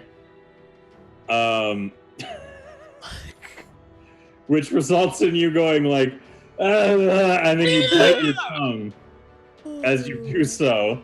So go ahead and roll me 1d6 worth of damage real quick. I hurt myself with that? You've critically failed. Doesn't mean I hurt myself. Just roll it. Okay, you take 2 points of self-tongue biting damage, and you're like, oh fuck! And you're like recoiling from this. And as you give the lazy eye, the rest of these guys, they're like, what did he do? What the fuck is going on? Our leader's on the ground on fire. Shit, let's bounce. So these two guys, the ones who are able to act, basically, everyone in whatever direction you feel is most cinematically appropriate opens portals, and they grab their downed friends, and they abscond out of the area. Whoop, whoop, whoop, whoop, making little flashy noises. Whoosh, whoosh, wash, whoosh, whoosh, whoosh. I can't believe the lazy eye didn't work. It always works. And congratulations to you all. That is the end of the fight there. You have the guy who is currently incapacitated on the ground, who you more than easily could probably gang up on. Did the fire stop on the door? Or are we stuck? Still. The fire, well, I can get to that, actually. However, I want you to kind of like do what you guys are going to do real quick here, and then I will play that up. Kick him in the nuts. So this man on fire writhing on the ground in pain, you're going to run up and kick him in the ball? Eric runs up and rifles his pockets for a monetary amount equal to the bar tab he's owed. Okay, he's on fire. Okay, hold on. That's what Eric rocks to do it. I'm so confused. I just imagine you holding rocks, hitting him with it. Like, when is the money coming? However, on top of thanking the Dunst for that is 100 bits. Yes. Thank you very much. Thank you. Let's do it in order. Kip, what are you going to do immediately here? In a small window of time, what are you doing? A small window of time? Yes. So I don't have time to like get out my bow and shoot him? No. You guys aren't technically in combat anymore, but I'm saying, what are you going to do right now? Like what's your plan of action in a very small window of time before something else occurs? I reach into my bag and I eat a brownie. I eat an elven friendship brownie. That's the Obviously, most appropriate thing you could have done. The actual thing that Eric is doing is he's walking around and picking all his rocks back up. Yeah. Okay, yeah, I'm definitely getting out I'm definitely just like, what the fuck? And I just shove half of a elven friendship brownie into my mouth. So you take the brownie out and you like long bite like half of it. Bite half of it off because that took a lot out of me, even though I was on the ground for most of it. I just really want to have a bite of my brownie. All right. Keefe, what are you going to do in a quick time span here? I'm gonna have some water out of my wow. TJ, I just dropped the word. Whatever. you that right. thing is. You're right. My little elven water bottle. I'm gonna drink some water and then I'm gonna go dump some on Gnomish. Burning Man. Yeah. You an elf now, No, The no, gnomish water bottle. girl? no. She's I'm one gonna of dump me my now. gnome water on a mean dude. Okay, so you take a swig and go towards to try to dump water on him. Laszlo, what are you doing? I've had enough of this day. I just brush my shoulder off and shrug. Okay, Laszlo does that. Eric, you're switching to rock gathering. Is that what you're doing instead? Not going up towards him. I think you might be muted. Getsu. Hey, I didn't realize it was muted. My bad. Sorry. One more Okay. time. Okay, so are you sticking with walking up to him to try and get money out of his pockets, or are you going to collect your rocks? I'm gonna collect my rocks. Okay, The cool. family's more important than the money. And in this time, Dallin has finally drunkenly stumbled his ass straight upwards and is looking around like, where did they go? What the hell? And as all of you are doing that, the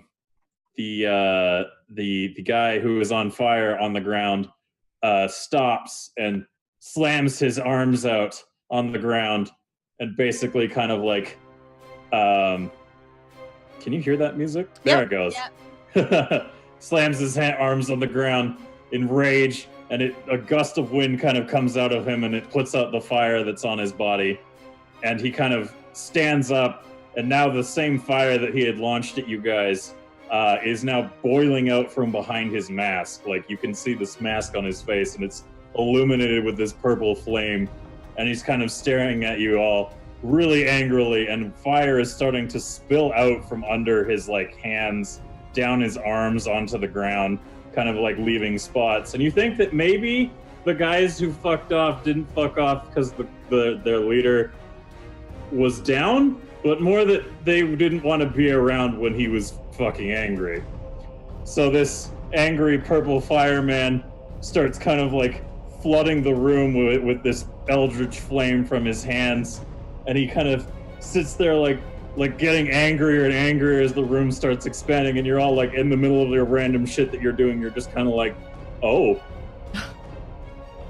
And as this occurs, and this guy is kind of like filling the room with fire and getting real fucking angry, as you look over to the doorway, you can see the purple flame kind of like blow inwards, and it looks like on the other side of the fire is Devotion.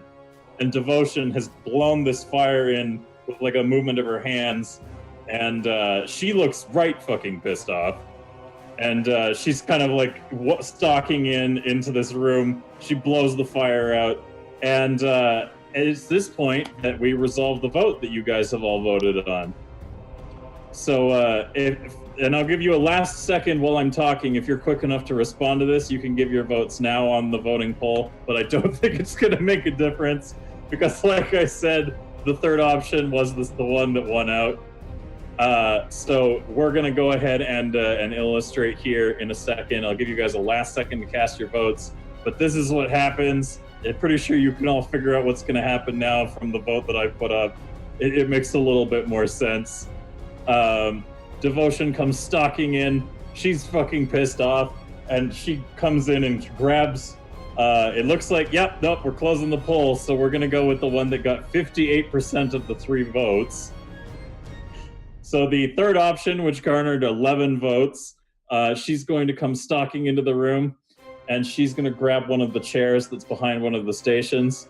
And as this guy is sitting there freaking out, sending all this demonic eldritch fire into the room, she's going to two-hand take this chair, and she's going to break the fucking thing across his face, sending him sprawling to the ground.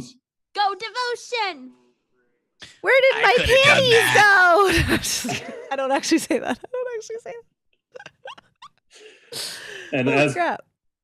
as Devotion stalks into the room and stands over this man, he's kind of like reeling from the blow that sends him smashing into the thing, and that's what you guys voted on. the options were, does she slap him? And the votes were yes, no, and use the chair. So you guys, you got a little bit of WWE excitement in this room with the people's elbow and Devotion pro wrestler. yeah. Demonic priestess pro wrestler. Amazing. So she leans down over the figure who's like reeling from this blow, and she grabs her hand onto the mask and rips it off the guy's face, and he kind of like screams in pain because that was held on there by more than just like pinning. and she looks down, and basically what you guys can hear from her is she's kind of berating this person on the ground and giving him a couple of like slaps to the head, and as she's yelling, you can make out she's like, "What the hell were you thinking, commitment?" And meanwhile, this figure on the ground is like, "Holy shit, please stop beating me," kind of thing, and is like, I'm sorry, sister." What? And you guys have gathered now that this man on the ground being flailed on by Devotion's blows is Devotion's brother. Devotion, I get it. So- I have Gloria, you got this guy, Billy. Hold on. She Sometimes has a you- badass name like Devotion, and his name is Billy. No, his name is. I don't know if that's his name. That's what I Commitment. just call him. Oh, okay. I thought his name was legit Billy, and I was like, how the fuck No. did she get Devotion? And he got Billy. Second I met him when we child. were drunk. Second I don't know child. his You know how it name. goes. You can I'll call him that if you want. I mean, it'd be funny if you were just like, What I'll did you say start his name was actually? What's his real name? Commitment. commitment. Okay, I like Commitment. Billy. Sounds a lot more friendly. But he's a piece of shit. But he's not very friendly. As we've learned. And as you can see him kind of defending himself against these like if an angry sister was beating you with her shoe, but instead she's using his own mask to kind of smack him about. And he's kind of like looking up, and you can see on his face, which has a visible blood of like where it was torn off of his face, around his face. He's kind of like looking up and shielding himself, and he looks more or less like a normal human being, which is a little strange. I mean, he's a bit taller than his friends who he is here with. Nothing extreme, but you can see that the only thing that would ever make him vaguely like demonic in appearance is he's got sharp teeth, and his eyes are pitch black, and he's got little bitty horns that are coming out of his head. And Oh, they're not is he even, her baby brother? they're like beep. They haven't even like fully like they're just beep. Oh, he's a cute He's little like demonic boy. Nick's second hormone monster. In He runs out I can't on remember his bar name. tabs. He's not. No, he's like Oh the my one God, guy isn't that from his Monster Prom. Oh yeah. Damien? Stop trying No. to make him cool and nice. He's a dickhead. I swear Nick's like second hormone monster is something. I feel like his name is Billy. No, it can't be. Anyway, It's Billy. is it Billy? I don't know. The young one. All Anyway, right. So as you guys are watching Devotion beat some sense into her brother that you've now heard his name is Commitment, you're all just kind of watching and a little snickering, because before this man who was prepared to engulf you all in horrific flames with demonic powers is now basically getting his ass beat by his older sister. no, it's What? never mind. Nothing.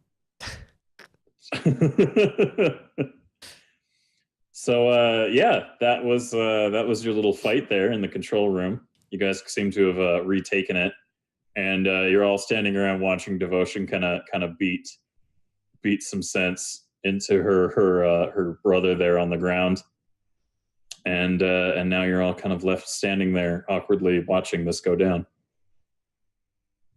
How'd you like to respond?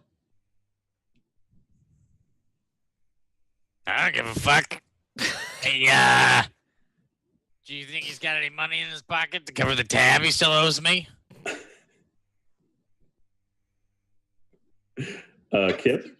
I'm trying to think of what I want to do. Also, what do you mean it's Tyler? That was the hormone monster that I was thinking of. Oh, I thought his name was Billy, right, and I was his like, that'd name's be Tyler. crazy because he has the From little nubs and he's what? young and stuff. Or Oh. yeah. So, anyway, oh God, what do I want to do here? She's I still. thought you meant that Tyler. I was so confused. Oh no. She's still flailing on him. Yeah, she's just beating him with his own mask, like really upset with his life choices right now.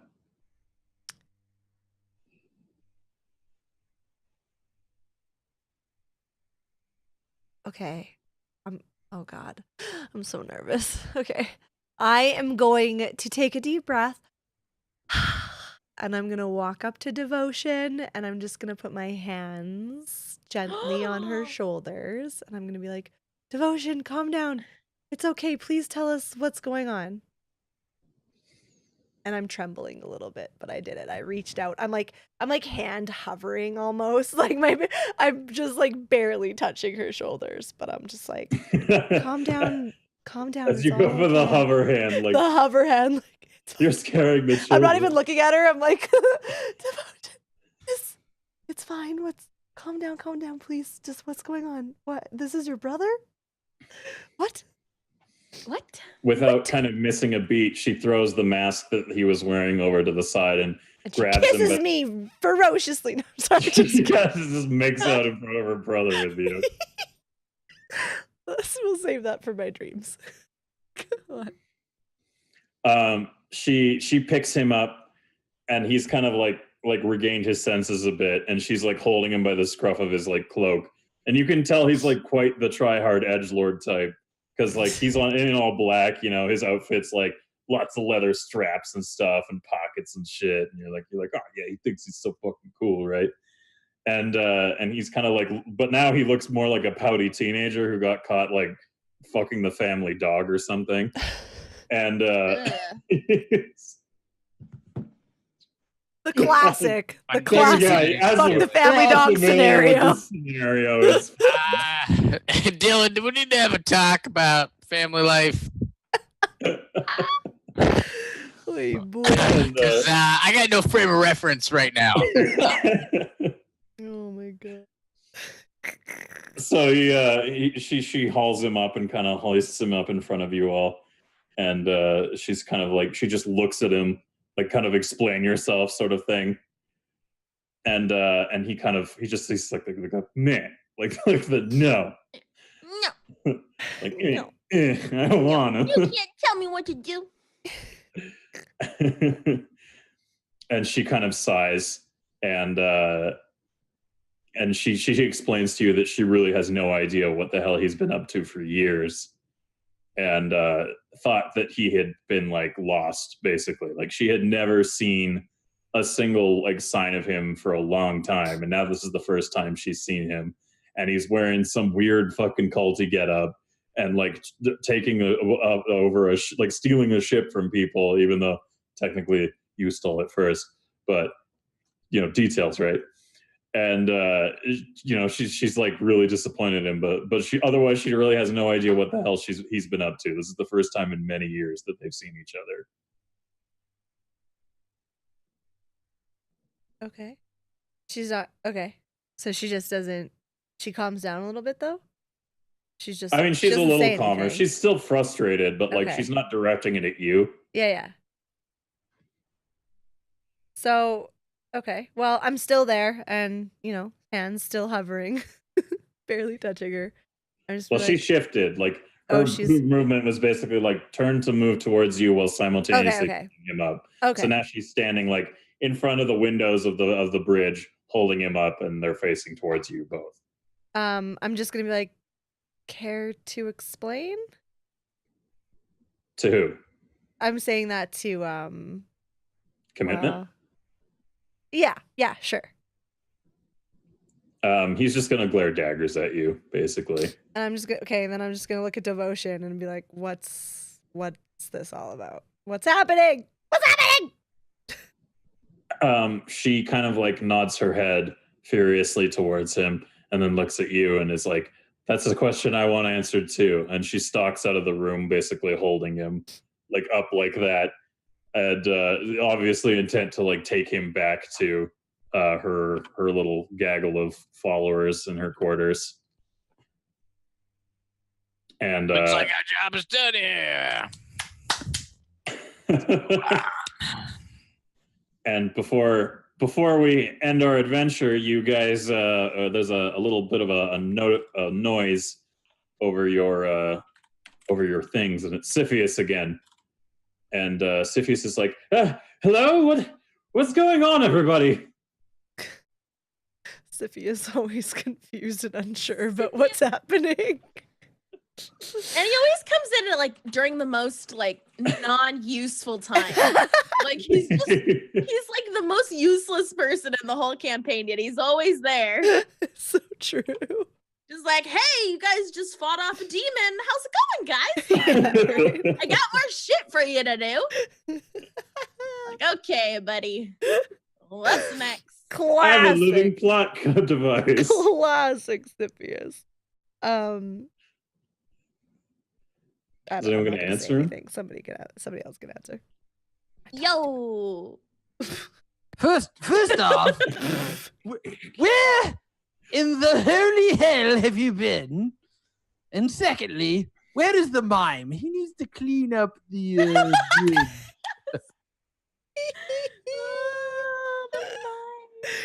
The fucking mime. Oh my god. I'm glad you remembered the mime. So Siphius kind of hears that and he goes, I don't know where the goblin is, but I was in the process of doing some more research in my quarters when the ship did a heavy turn and I was buried under a pile of books. So I spent a little bit of time getting out of that, and I figured, I thought, I was going to go to the bridge after I heard this kerfuffle, but then I heard coming from the hold someone just incoherently screaming at the top of their lungs, and I went downstairs, and before I went down and the screaming stopped, and as soon as I reached the bottom for the holding cell, it appears that I found what looked to be a lot of blood and a dead crewmate on the ground, and then another one unconscious, and another one, another dead crewmate. There was two dead crewmates, and then a whole lot of blood, and that's about all I can find. And the door was wide open. I'm not sure. Did anyone move? The guy who owned the boat previously that I don't recall the name of, this Morit person? And I don't see Sneals in here either. Did anyone move these two? Yeah, where are they? That's really weird. I know nothing about it. That sucks. Last I know, the door was locked, so some foul play has happened. We actually don't know about it, right? We don't know. Yeah, okay. Yeah. Only Eric knows that Laszlo fucking gave them the blattening. And disturbingly enough, from what Siphius is relating, Morit and I don't see shit. Morit and Sneals are missing, and all three of the other crew members in there are dead. When you only knocked one out and left the other one alone.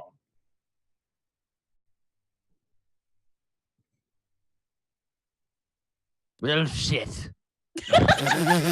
And with that, we end our adventure. Well, shit. Thank you all so much for joining us for episode 4 of chapter 2 of Minkles and Dragons.